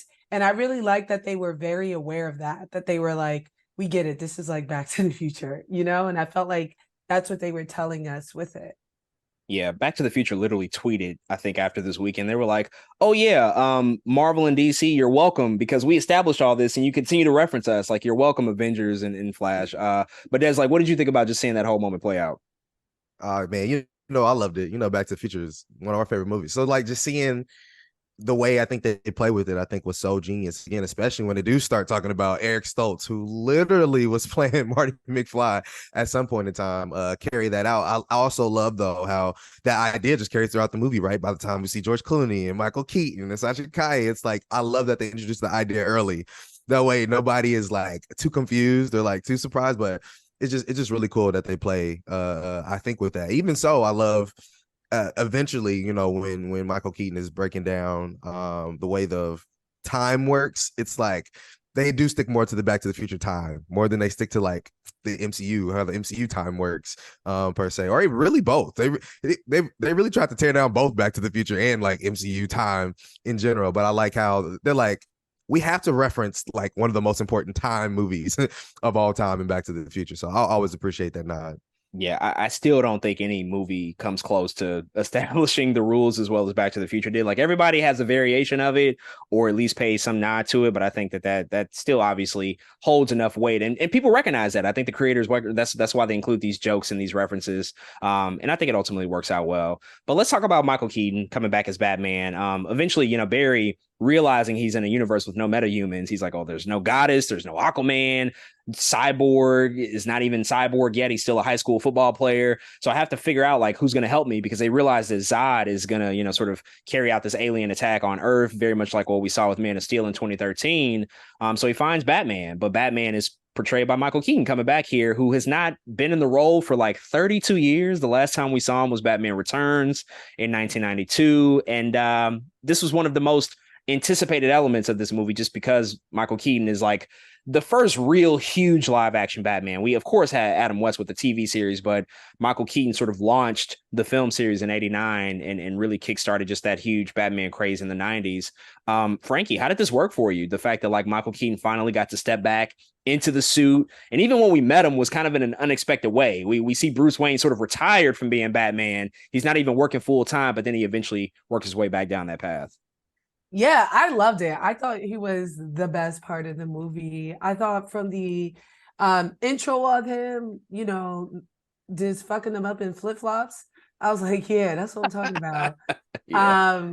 I love that Michael Keaton brought his version of Batman and didn't update it in a way that like, this is what superheroes are like now. Let me kind of mirror that, and kept it true to that, recluse, kind of odd, awkward Batman that we see in 89. I also like that this Batman was a ninja and was like always in places he had no business being in. Saving Supergirl, I was like, what is he doing in here? But like, he was saving the Flash in so many situations, and I'm like, that is Batman. Batman is smart, he's resourceful, and he moves in a way that all of these heroes who are relying on supernatural things don't do. It's like playing against a teenager when you're grown. You know what I mean? Yeah, they're younger, they may have more strength or more stamina, but they're not going to move like you. They're not going to consider things in the way that you would. And I really like that about him. I also like that Gotham got gentrified and he accepted it. It was like, I don't need to leave the house no more. The neighborhood's great. And I was like, what does Batman do when it's saved? He lives in the mansion, he chills, he's good. And I really like that about I thought everything about that Batman was great. I love that he didn't change that ridiculous suit that he can't turn his neck in, and that they also do a callback to it. I love that they slightly updated his music but kept most of the score the same, and that anything that involved him or his equipment reference that music. But finally, I love that Barry that went down a darker path did so in a Batman costume, and what that means to like him having that costume, that connection. And I said again with, them losing their parents and the way that they deal with it, and how Batman too is obsessive over the death of his parents. He just doesn't have the power to do things the way that Barry can. And so him being literally in Batman's shoes and how that influences him, I thought was great. For sure. I think it's such a treat to see the influence that Batman has on Barry and the different Batmans, because the influence that Batfleck has on the older Barry, it becomes more present, where you see like the older Barry trying to be more heroic, feeling underappreciated, but still like doing the work at the end of the day, knowing that he has to like pay his dues and like go on missions and do what's asked of him. Whereas like to your point, the younger Barry being so impressionable in the way that he is definitely moving and operating down a darker path, considering just his interactions with the Michael Keaton version of the character. And I agree about the quirks, because like Michael Keaton was always like a super quirky type of Batman, definitely not the best socialist at all, like was not the greatest in social environments, kept a lot to himself. And so you got to see that play out here. Des, what did you think about Michael Keaton? I know you were looking forward to seeing him come back. Did the suit work for you? Did his the way he played the character somewhat differently, but mostly faithful to those original two movies work for you? How did you feel about everything he brought? Yeah, I thought he did everything that he needed to do and exceeded it, I think, in some ways too, right? Where Batman 89 at the time when that movie comes out, action looks a certain way. You know what I mean? Like you can only do so much. You can only look. They really brought our Michael Keaton 89 Batman into 2023. I think with the way he was, with his combat, with the way he looked, I was like, this works. A lot of this works, and they're doing things that they couldn't do back then either that they do here. Again, the way his gadgets looks, the way the Batwing looked, like it all just looked good, and I think I appreciated that more than anything. It's like, what would Michael Keaton's Batman look like in 2023? Let's do that, and it feels like they did that, and I appreciated a lot of that stuff. I like how they gave us a look at all the bat suits that he had, and it was like, okay, this is this movie's bat suit. I like that they did that. I like how a different Batman with the same problems as Ben Affleck's Batman could still talk to this Barry and be like, yeah, we understand each other, but do these things. But like you said, he said, I didn't get to go back in time to try to save my parents, but you tried to do it. Do you want some help? For me trying to help you get your powers back. It's like, yeah, I love how they can these Batmans can understand and still, I think, respect Barry for his point of view, because a lot of other people would be like, Barry, what is wrong with you? But Ben Affleck's Batman was like, or not Ben Affleck's, but Michael Keaton, his Bruce was like, I understand completely, and I probably would have done the same thing had I gotten the opportunity. And so I really like that about it, man. It's something about it that just feels like, that's pretty warm. I like that idea. And I'll never forget in the comics, Dark Knight Metal, they got Red Death, where Batman and Flash had to fuse. And in my mind, they never did this for some reason in this comic. But I'm like, if Batman and the Flash fused, Batman would have tried to go do Flashpoint himself if that ever happened. And they didn't really do that in Dark Knight Metal. I was hoping they always did, but they never did. So it was cool to at least see some kind of version of Batman being in this in a Flashpoint-esque kind of story, to be like, okay, yeah, I probably would have done that too. Like, I wish at least they said it. And so I like that they said it, but I appreciate it. I do like the recluse, like you said. I thought they were going to go into the house and my boy was going to be hanging upside down. I ain't gonna lie to you. I don't know how, but I thought my boy was going to be sleeping upside down, like he always used to do. Too. Yeah, He is that weird. But I really like how his place was a mess. I love how even the spaghetti was a mess. He was just a mess, and so I really appreciate it. I think a lot of the ideas that they brought with this version of the character. Yeah, just Pete thought everybody was making spaghetti. It's a spaghetti movie. It's a spaghetti movie. Yeah, absolutely. Definitely. Him just, fading to the background, that subverted my expectations. I didn't expect that coming into this. I think just the way they positioned it, they were like, oh yeah, he's gonna still be Batman, still fighting crime 30 years later, just older, a little bit more wise, or whatever the case may be. But it's like, no, Gotham is one of the safest cities in the world now. And I think it reflects what we've seen out of even New York, and Gotham is often reflected New York in the comics. And it's like this idea of like who actually needs to be saving the city. Well, Batman isn't really necessary anymore. That's a big idea that's super interesting to me. And like Michael Keaton's Batman being the one to say like, well, I'm actually going to like fade into the background and not be that, I guess, vigilante anymore, kind of makes sense for even the Batman that he was in those first couple of movies. I think that his presence not being, such a force anymore makes a lot of sense. And then, ultimately him embracing everything that was ahead of him with the mission with Barry and just helping him out, like all that stuff was amazing. Whoever the stunt double was incredible. We know Michael Keaton wasn't out there doing that, but the stunt double was putting in overtime on whooping all those guards' ass in the Russian prison. I just love that he's a lot more agile and like you said, Frankie, like a ninja, like quick, agile. Ben Affleck's Batman is like a bruiser. He's like a heavyweight, real forceful, heavy. But like this Batman is quick. He can move. He can maneuver. He kicks a lot. He uses a lot of kick, movements and motions. I think all that stuff was really cool, and they were able to bring that to life. Like we needed at least one scene to see like Michael Keaton's Batman and that type of action because we hadn't gotten that, and they delivered. I think they over delivered that in fact in that regard.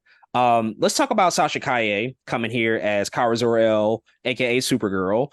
Another big component to this film that I think a lot of people are looking forward to.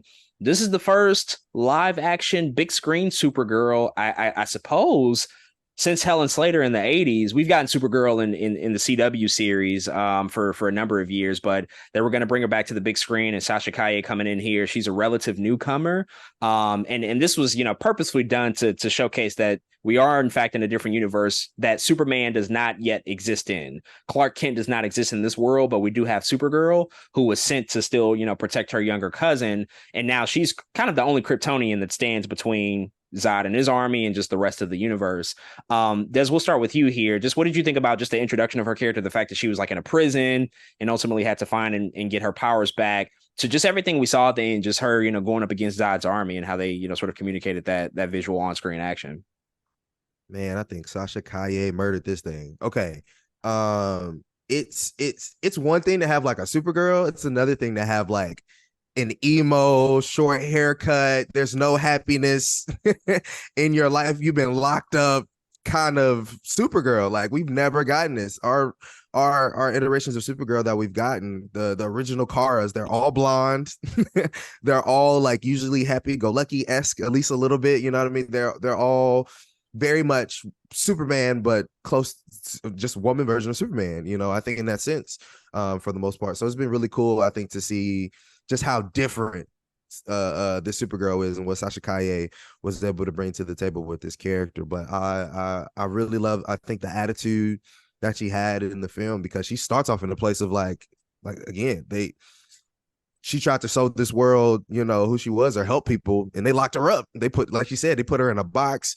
And I mean, you can see the stab wounds of the needle. What they probably injecting her with kryptonite, something of the needle in her spine. And there was like, it wasn't like one or two holes. It was like the whole spine that they were injecting this girl. So again, she just really came from a dark place. And I like how they do set her up to be like, you're right. You don't owe this world anything. Like they really treated you like the worst possible thing ever, and not even just an experiment, but like as a prisoner, in that sense. And so I love how she was again just able to bring a different kind of darkness, I think, to the table. It even make Michael Keaton's Batman look happy in that sense, right? Where it was like, I was like, dang, Michael Keaton he's good over here. Sasha Kaye is not okay right now if you look at her. So I love how they use her story as well. I think the only thing for me was how good her story was. It just takes away from the Flash. That's the only really gripe I have with Sasha Kaye being here. Is that there's a lot of times when she was on screen or she was fighting Zod, I was like, I kind of just want to see this now. You know what I'm saying? Like I'm okay with this being the movie, not necessarily everything going on. And I think that's not okay when you're watching the movie. You're like, that's not what you want, I think, per se. Is for that to be the movie, and that happened a couple times because I really did like everything that she was bringing to the role, man. So yeah, I enjoyed her a ton. I see she's in talks right now for them bringing Supergirl back, but I'm just excited to see the future of what they plan to do with her, man. I think she was great. Frankie, what'd you think about her? Yo, I agree with everything you said, Des. I think her story was very compelling and reasonable. Like she fell to Earth and immediately was put into captivity and tested on. And so it was that act of kindness that Barry extended that even had her consider, helping them out. And I love what she was spitting. She was like, yo, what? No, I'm not helping y'all. Y'all talk about y'all good people. This looks good. But I really love the thought of like that question she poses where she's like, when you came in and you saw I wasn't Kal-El, why did you still save me? And I think that's what drove her, like considering what her parents told her beforehand, hearing that there's good people, seeing or at least knowing that everyone she knows and loves is gone. And I felt emotionally, it felt a lot. I also feel like, and this is for DC overall, no one is scaling like DC. And I felt like having Supergirl there was really good at scaling. And I think, Des, to your point, I think you liked her scenes a little bit more because we were seeing all of Barry's scenes from inside the Speed Force, and we were seeing her move outside of it. So we still saw her move very fast, but it's that effect that they've been doing in Man of Steel and stuff where it's like booming sound, like they're breaking the sound barrier, and then you see them get thrown back. And I think that's why I liked her action scenes. And I think it was giving her interaction with Zod was also incredible because to her, Zod is like Osama bin Laden. She's like, yo, from when I was on Krypton, we wasn't messing with you. And like her talking about like, I'm sorry that this is the representative you have from our country because this is not it.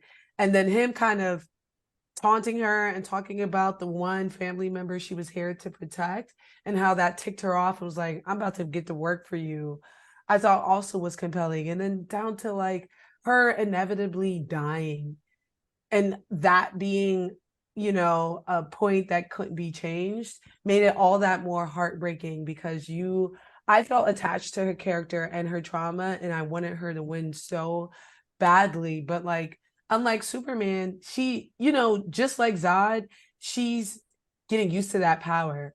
She trained on her Earth, but all of them are not like that on Krypton. It's not until they get to Earth that they feel it. So like, she never stood a chance versus Superman, who learned how to like get the sounds and focus his hearing, focus his sight and stuff like that.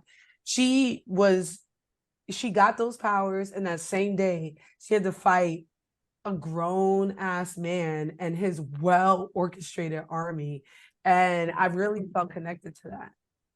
Yeah, I think the reverence that DC continues to show, like the Superman adjacent or related characters and Supergirl in this particular instance, it felt very present here. And they even show reverence to Batman too. I just think the way that they look in this movie, they present them in the way that they should look. You talk about that power scaling, that's a big component of it. And then the costume and just how incredible that looked and how they communicated that. And I love the sequence of them in the prison, and you can see like her skin regenerating because she's in the sun now, like just taking the time to show all those small beats and to show like the strength that Supergirl has is like a really, really cool moment.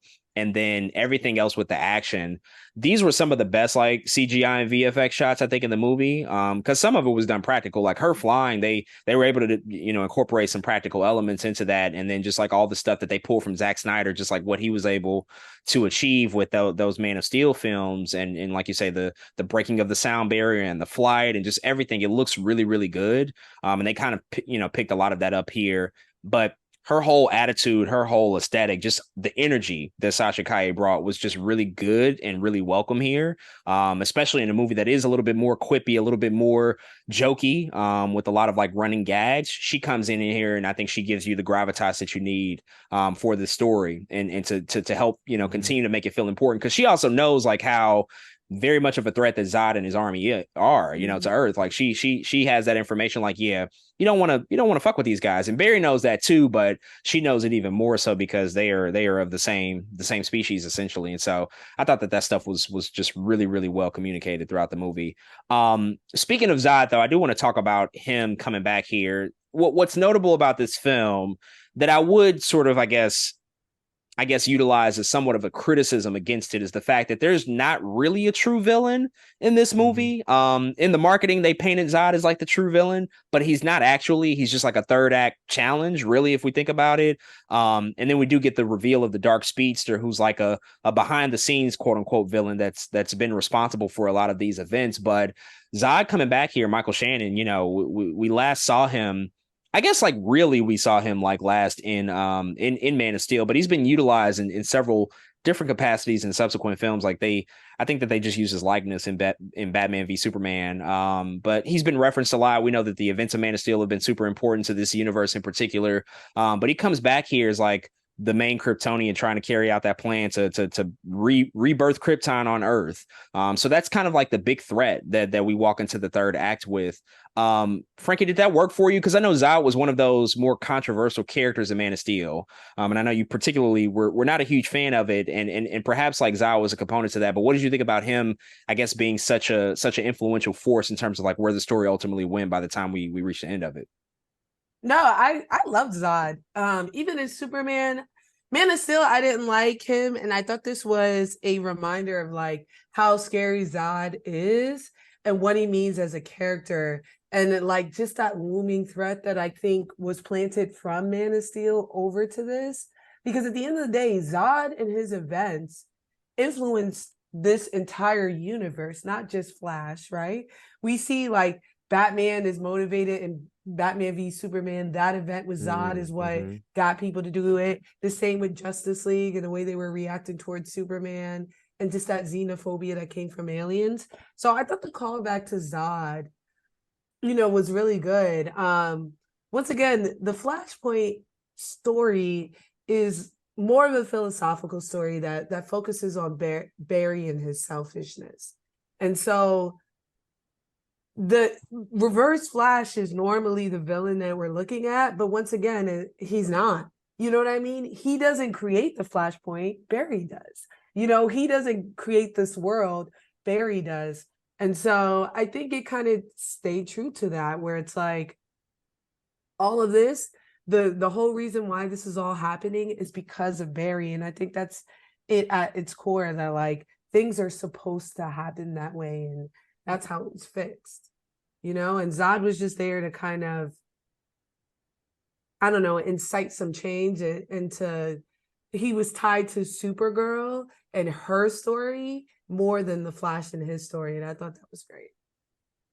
Des, how'd you feel about Zod's inclusion here? Just the choices that they made for his character, and just the relationship also that he had in particular with Supergirl by the end of the movie.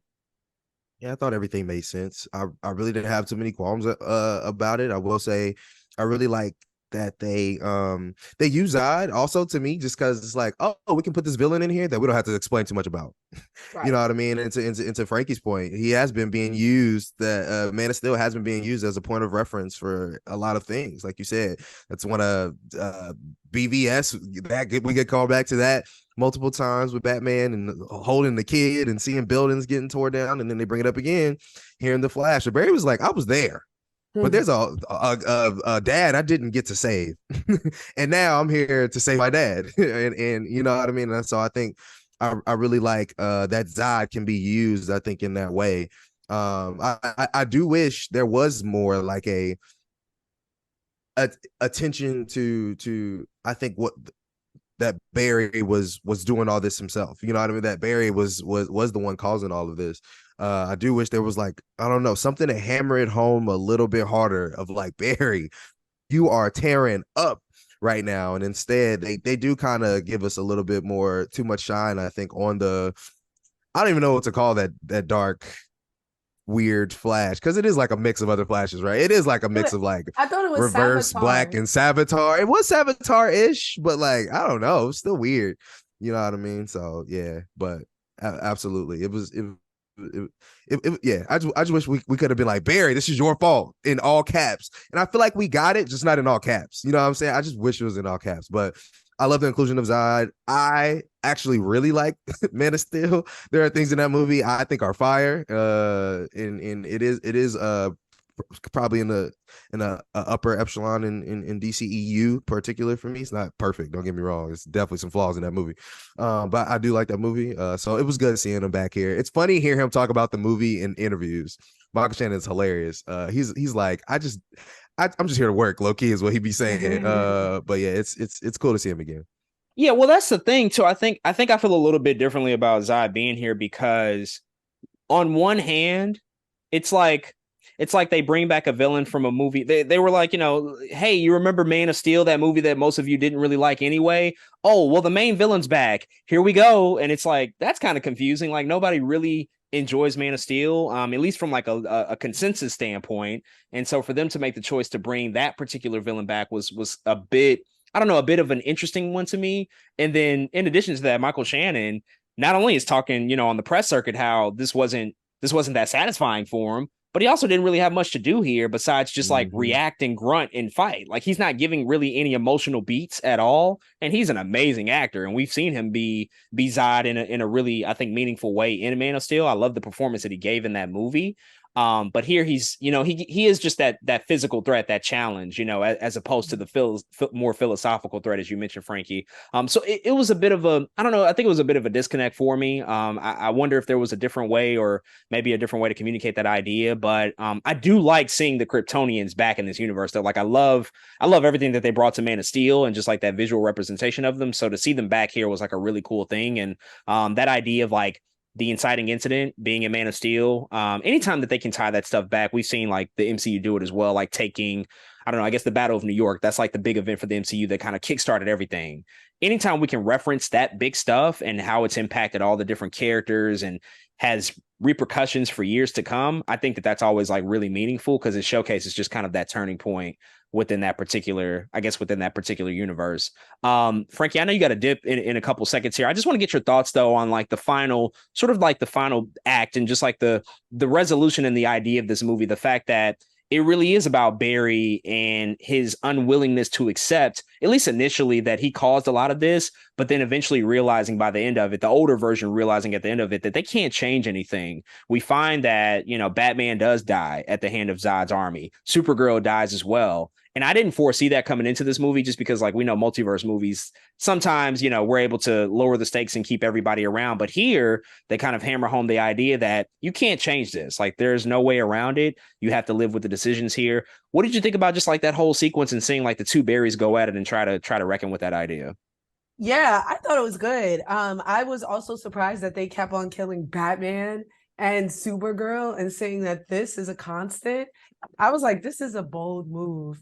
The only thing is, I thought it was going to be ultimately him resetting the universe, and I was really sad that they didn't commit to that. Because in the same way, he could have ran home after he fixed it and realized he didn't have powers, and that's all we needed.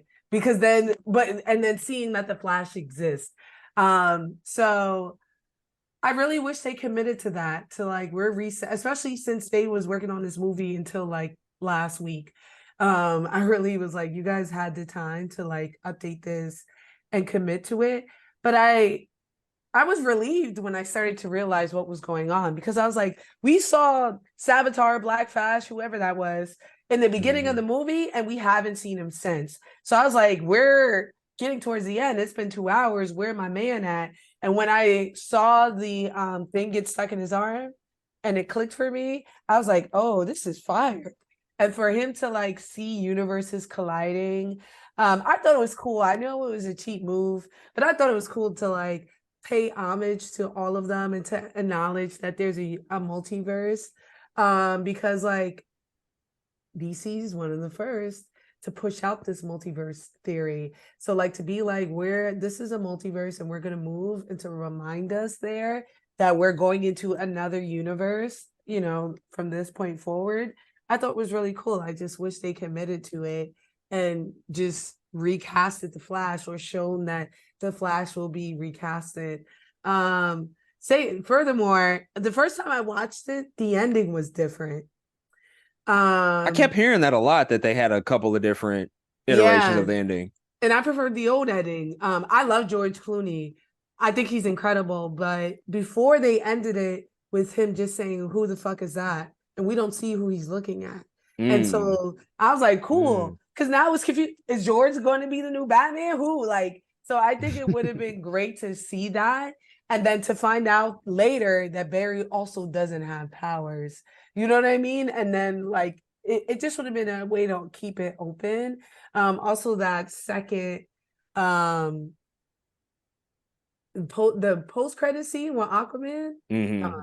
I was like, why did they put this in here? Like, where does this fit? Is it just to show Jason Momoa? I didn't get it. I didn't understand it. And when I first watched the movie, it didn't exist. So I was like, it didn't bother me at all. For sure. Well, Frankie, we really, really appreciate you coming on today to talk about The Flash. This was such a fun conversation. Definitely just appreciate the opportunity for you to hop on here and share all your thoughts. Before you head off, do you want to just like tell the people where they can find you and what you got going on next? Yeah. You guys can all find me at Fantastic Frankie, FRANKEY, except for on Twitter. You can find me at Fanboy Fighter. It's a lot of fun, a lot of theories, a lot of deep dives. So if you're into that, definitely check me out. Absolutely. Well, thank you again for coming on today. Have a great rest of your day and appreciate it. We'll talk to you again soon. Great. Thank you. Absolutely. Wait, he's Batman? You want to get nuts? Let's get nuts.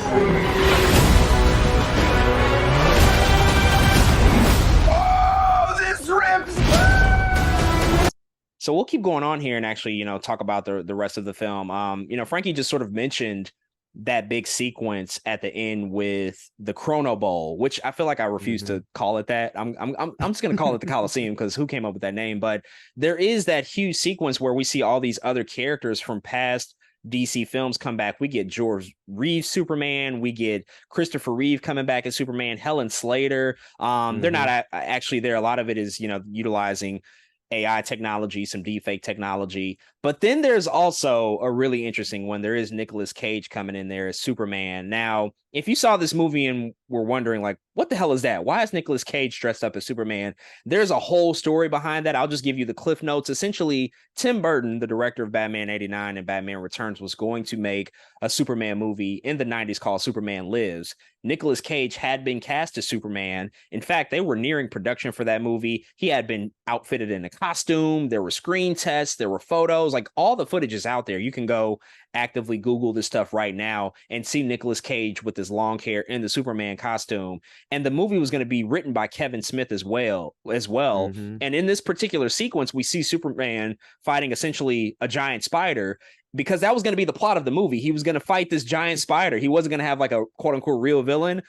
Kevin Smith even named him a Thanagarian snare beast. There's a whole documentary out there called The Death of Superman Lives, What Happened. I would encourage people to watch that if you can. I think you can rent it. It tells the whole details and story about this and the development of that movie and ultimately the cancellation of it. So I guess, I just want to ask you, man, what did you think about just that whole sequence, seeing the references to all these previous characters throughout DC lore, whether it was the Superman characters or even like Adam West Batman popped up?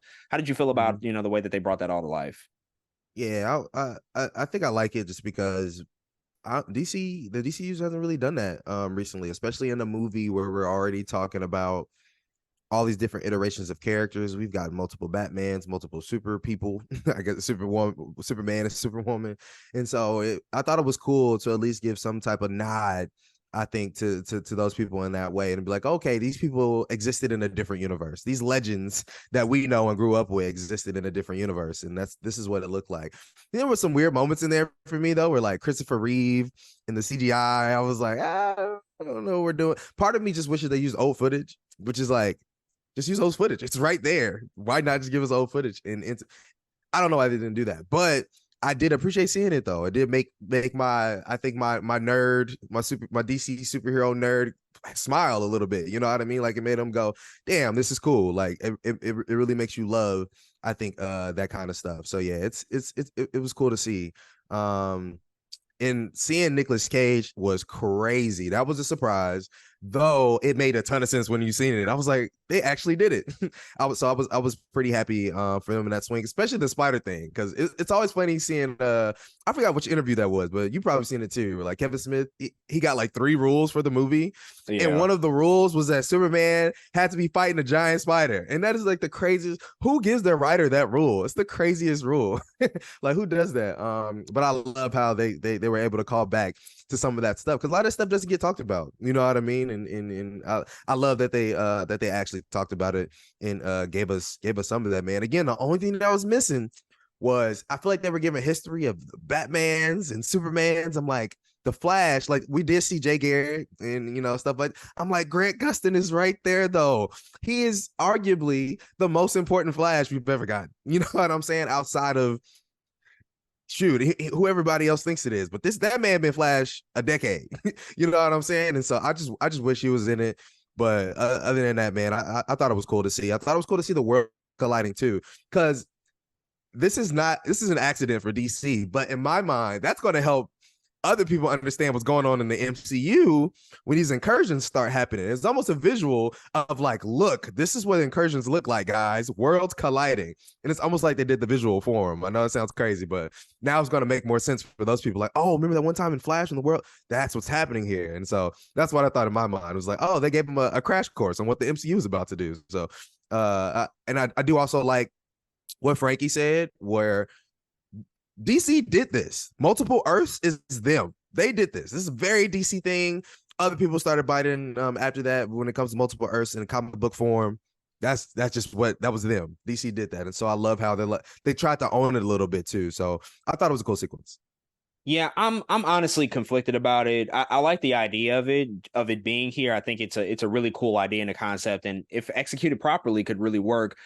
I have an issue just with the trend, I guess, of what Hollywood has been doing for a while now, and it's not anything new. This film didn't invent it, but resurrecting actors or actresses that have passed on and are no longer here, notably Christopher Reeve in the scene. We know Christopher Reeve passed away quite a while ago, and so they're bringing him into this movie using artificial intelligence. And it's one of those things that just always will feel weird to me. I don't care who it is or what franchise or what studio does it. Like even when Star Wars did it for Rogue One a couple of times over, I'm like, I just don't know how I feel about this. And I think the thing with Christopher Reeve is that that's such a revered Superman. That's still really the definitive Superman for so many people and for multiple generations, that I know that that moment's going to work for most of them, and that's fine. And I think DC and Warner Brothers, they know that too. That's why they put it in the movie. But it's also one of those things where it's like, it just looks weird, it looks fake and artificial because it is, and it's just a strange choice. Also, Helen Slater coming in here from a Supergirl movie that nobody liked and probably nobody has seen is also a very odd choice to me. The Nicolas Cage aspect of it, while a few of us will recognize the importance of that and why that's like such a significant cameo, it's so inside baseball. How many people actively know about Nicolas Cage being Superman at one point in time? I doubt that most people even have any sort of idea that that was a project that was in development. So you're requiring people to, maybe perhaps go do an additional Google search to see like, why was Nicolas Cage there? Which I guess it's fine, but it's also like one of those things where it's like, I don't know. You just have a bunch of cameos and it just doesn't feel like it's actually pulling from substantial history, when, to what you just said earlier, they do have a substantial history of people that they could pull from. And for some reason, stuff didn't work out. I know Andy Muschietti talked about Grant Gustin at one point was supposed to cameo, and Linda Carter, coming in as Wonder Woman was supposed to cameo. I think they had all those plans on the table, but for whatever reason, they just couldn't figure out how to make it work. But I think that they would have been a little bit more significant because of the relationships that we've been able to establish, whether it's across TV or other films. Whereas, Nicolas Cage is like, yeah, that's cool for like the five of us that get it, but for the rest of y'all don't know what the hell's going on here. He's fighting a spider for why? So it's just one of those things. And then again, the CGI in this whole sequence was just like, what the fuck? Like, this was just like crazy looking. Those scenes with Zod in the Chrono Bowl fighting Supergirl, dude, it just looked beyond fake. And again, they said it's intentional for it to look that way. You almost have to believe that it is intentional, because there's no way I thought it was any substantial VFX artist would just like willingly say like, yeah, we're going to go ahead and give that the green light. But again, even as an intentional choice, I don't think it's a good choice. I think it's one of those things where people are going to like actively nitpick it, as they continue to watch the film. But ultimately, it was one of those moments that I think got the loudest reaction out of many audiences, just seeing all these different characters come in.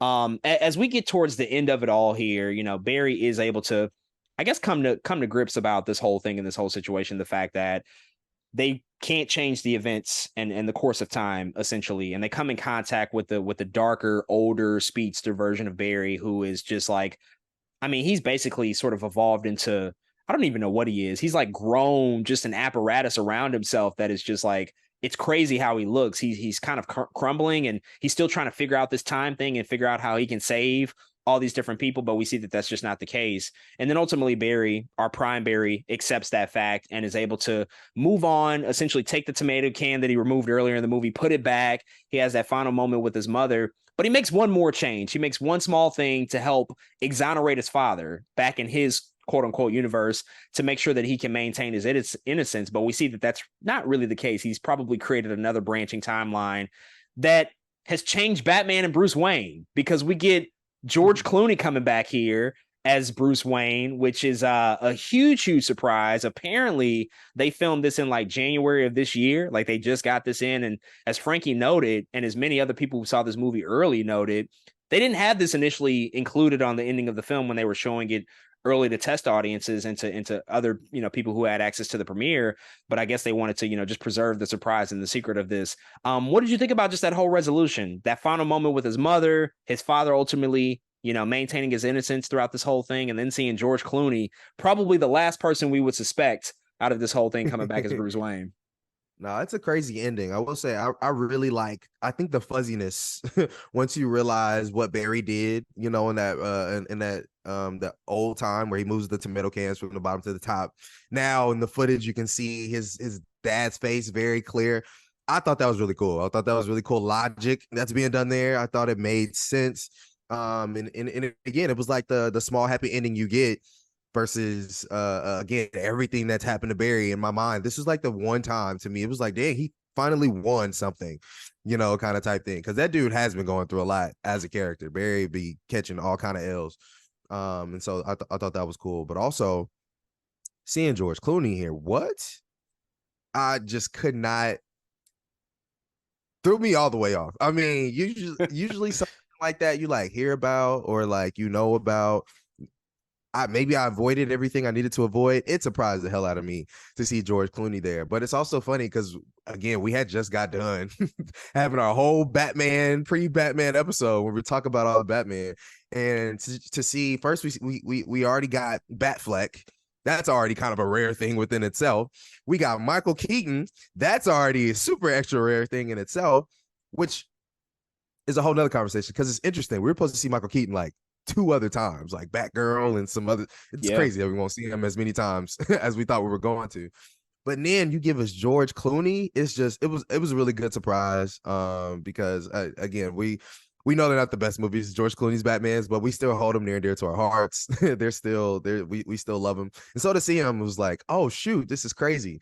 I think it raises some other questions of what if they do anything with the Flash, if they do anything after this, where DCEU is mixed up and all those things. I think it raises more questions, but I thought the ending was pretty well done. And I still do like a world where that original ending exists though. And we don't know who gets out. Because in the end, if you could play on that with that's really open, after that. But now it's like, well, George Clooney's in this universe. Now, what you gonna do about it? Kind of type thing. Maybe that's like, maybe that is like the final thing. You know what I mean? Maybe that is like a stamp on this whole thing, like that it's over. But it's. I think regardless, it's just really cool to see the way they ended it. I thought it was pretty good. Yeah, I like these final few minutes in particular a lot. And it's important, I think, even with this movie or any movie, honestly, that most people kind of walk away feeling good about what they just saw. And I feel like that these final few minutes executed upon that idea in a really, really good way. Like the innocence of his father was a nice touch. Like, okay, I can make this small change to try to change this particular scenario, but I've ultimately learned the lesson of the film in and of itself that I can't really alter the course of time or events in a significant way. I have to actually accept and move on with that fact. But even with the smallest of changes, we see that has somewhat of a profound effect. And you get George Clooney popping out of the car, and Barry is just so taken aback, and he's like, who the fuck is that? And he calls him Batman in public, and George Clooney looks at him like, what's wrong with you? Like, what are you doing right now? And he looks around at all the people to make sure nobody else heard it. I thought it was a really, really good touch. And George Clooney, it's good of him and of good spirits of him to come back and do this, because he's very aware that his movie is probably the most hated comic book movie ever made. Like, forget Batman. Like, people do not have any sort of mercy towards Batman and Robin, and I think for good reason. And for him to like be a good sport and come back and say, like, I can come back as Bruce Wayne specifically because I know that that's going to actually be somewhat meaningful is really, really cool.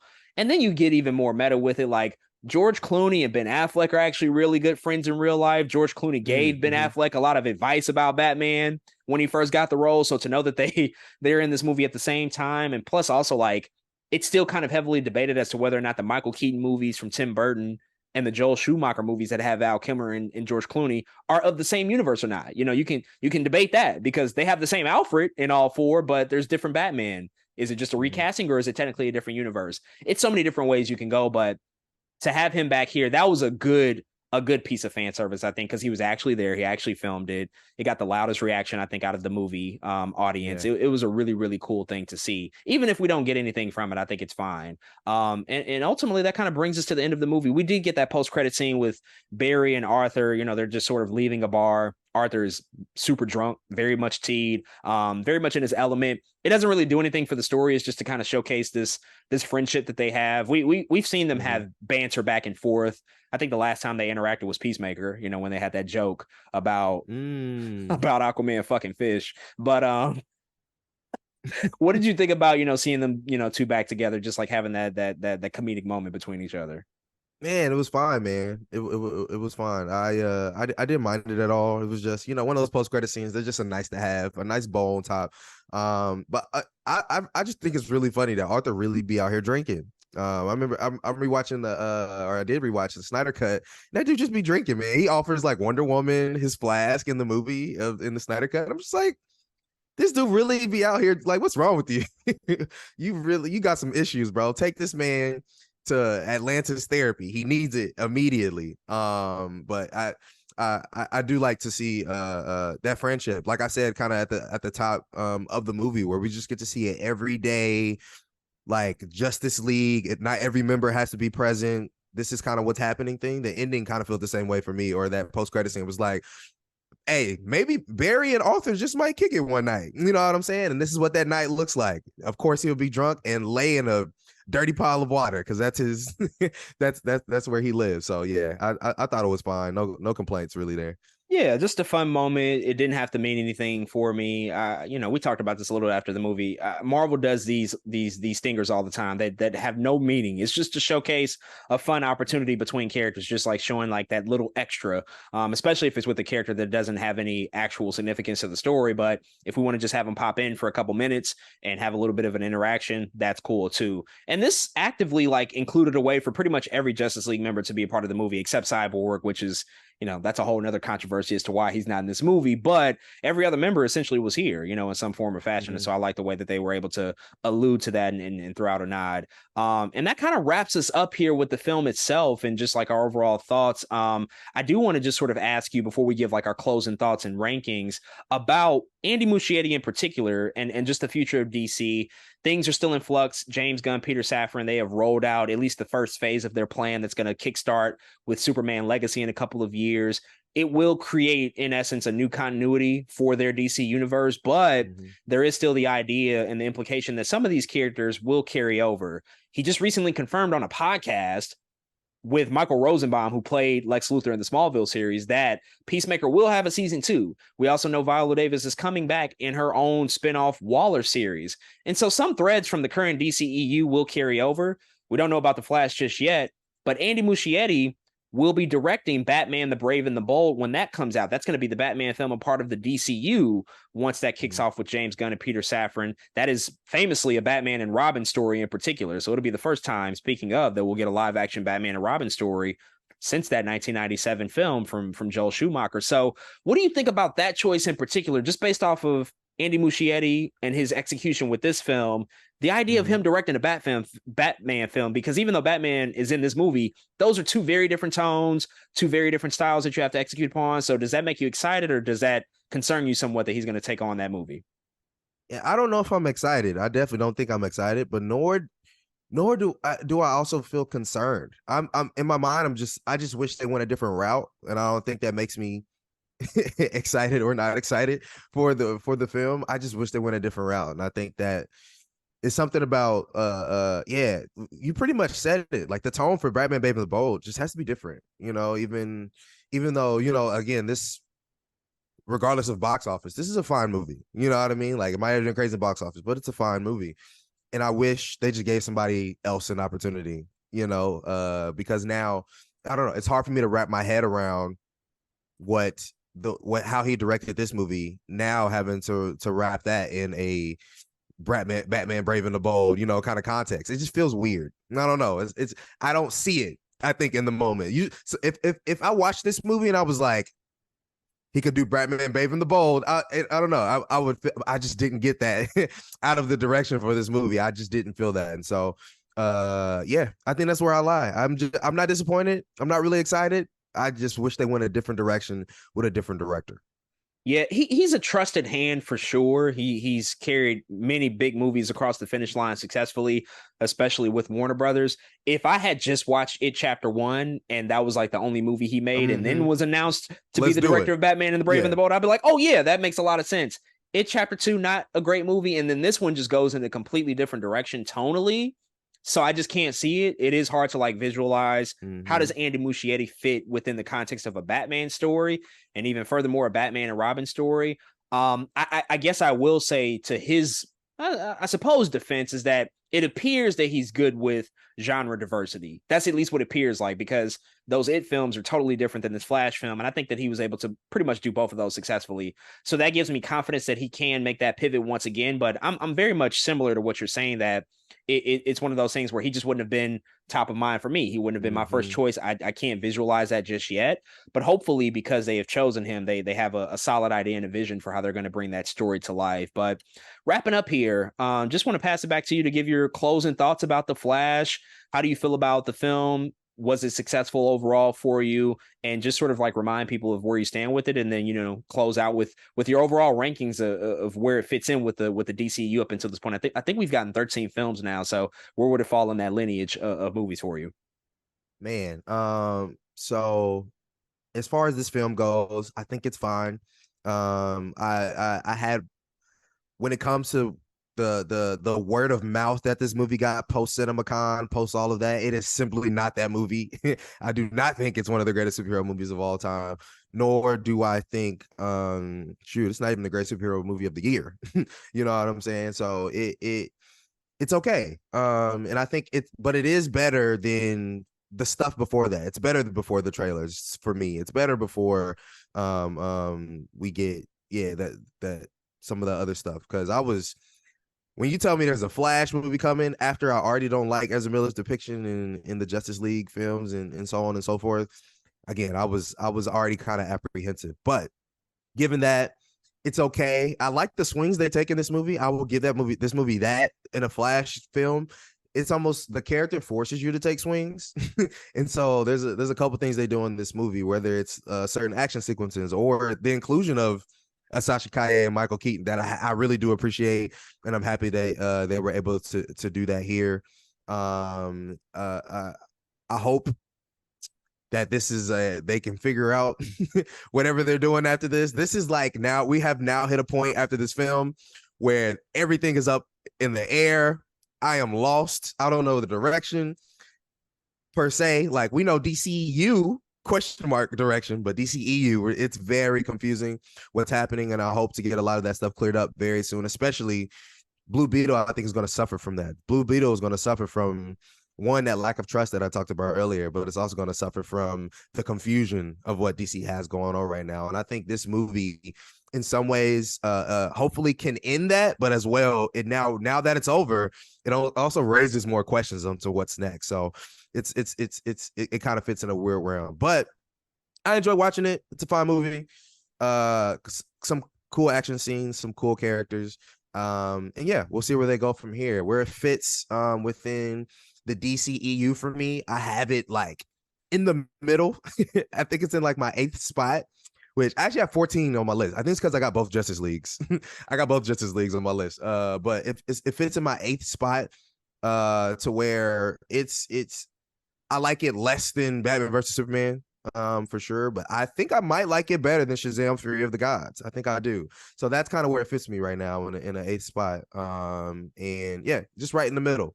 It's not, there's some movies way better than it, but it's also nowhere near the train wreck that we've got out of some other DCEU films. So that's kind of where I stand. For sure. So with The Flash, you know, they had high expectations behind this movie just because of the long process that it took to get this film made. I'm glad that it did get made. I'm glad that it does exist and that it has been, you know, presented for the public to see. And it's one of those situations where was the wait worth it?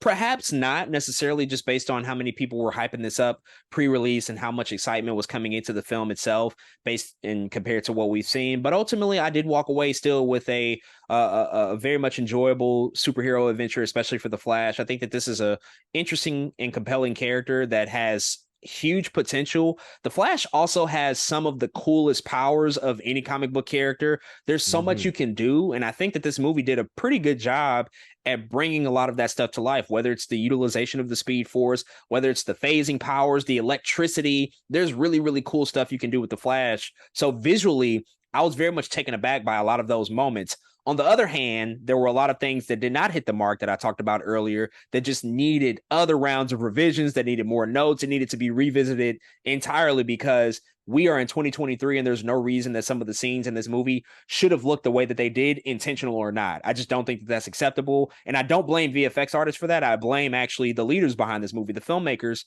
for making those choices. Like, you have to make better choices, especially when you're demanding people go see this on a big screen. And so for me, it was unfortunate that several of those scenes took me out of it. But ultimately, beyond that, the story is able to overcome a lot of those setbacks. The inclusion of Michael Keaton here coming back as Batman after 30 plus years was amazing to see. It was great to have him back in this particular role. Sasha Calle, her introduction into this universe and really her introduction to us as audience goers was really, really cool to see. And to have Supergirl back in a universe in a live action capacity is incredible. And there's so much potential for her character and what that can look like in the future. And she did an absolute incredible job at bringing that character to life for this new generation. And then ultimately Ezra Miller themselves being the titular character, being the lead of this movie, having to carry so much on their backs. They are in essentially every scene of the film. There is really no scene in this movie that Ezra Miller is not a part of. And that's a heavy, heavy, heavy task. And I think by and large, they were able to carry that successfully across the finish line. Did every sequence work for me with Ezra Miller? No. Did every scene pay off in the way that I wanted to? Not necessarily. There were some moments that emotionally didn't resonate as much as I'd like them to, because there might be some limitations to the acting ability of Ezra Miller. But I think for what was asked of them and what they had to deliver, it was mostly successful for me. And this is a story that is resembling and recounting one of the most famous stories out of DC canon and lore. And I think that it's one of those situations where they did a pretty decent job at adapting it. They did a pretty decent job in bringing that over to live action, especially in a state of where we're just completely confused about the direction and the state of DC. I think that ultimately the lesson learned from this experience is that we should not hype these movies up to a degree in which they cannot meet. They can never meet once they actually come out. Like, there's no reason that the studio and the filmmakers and all these other people that saw it early needed to do what they did. They just didn't have to do that. You know, the movie could have lived and existed on its own merits. There was already enough there between Michael Keaton and Supergirl and multiverse. Like, there's enough that can get people to go see it. But maybe not, because it didn't make that much money. So I might be completely wrong in that, but I don't think that it needed all of the pre-hype, pre-release press that it got, because ultimately you're probably setting yourself up for failure if you can't deliver in that respect. And so I think maybe some lessons can be learned from DC in that respect. In terms of rankings amongst the DCEU, not all that different from you. I don't like it as much as a Batman versus Superman Ultimate Edition. That's the home release, not the theatrical edition. That's important to know. Man of Steel I also still really like, as well as like other big films like Wonder Woman and the Suicide Squad and Aquaman. So it does fall in the middle. I do think that it's better than Shazam! Fury of the Gods. I wasn't a huge fan of that movie when it came out earlier this year. Black Adam, Birds of Prey, those don't really work for me. And so it's more successful than those films. I do think that upon rewatch, I might find more to ding about it. It might slip a slot or two. I don't know how well it's going to hold up over the years. That's the one thing I'm very concerned about. First viewing was pretty good.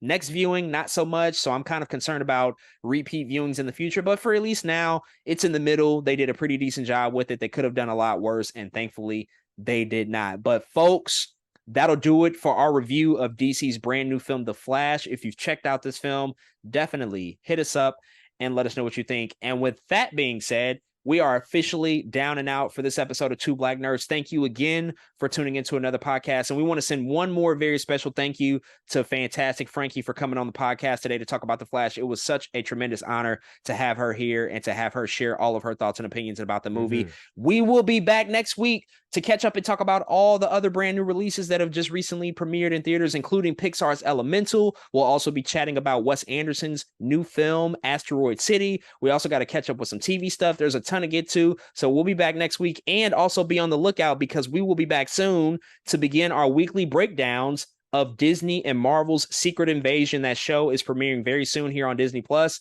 And so we will plan to definitely cover those first few episodes in detail. So look out for that as well. So plenty to look forward to over the next few weeks. But until then, we will see y'all next time.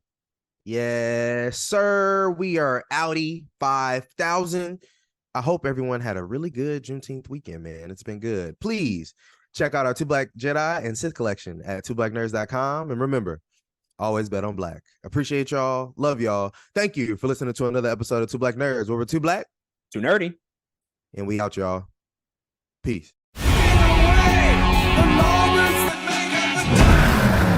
have fancy friends. You know, it was an Uber. Oh, exact.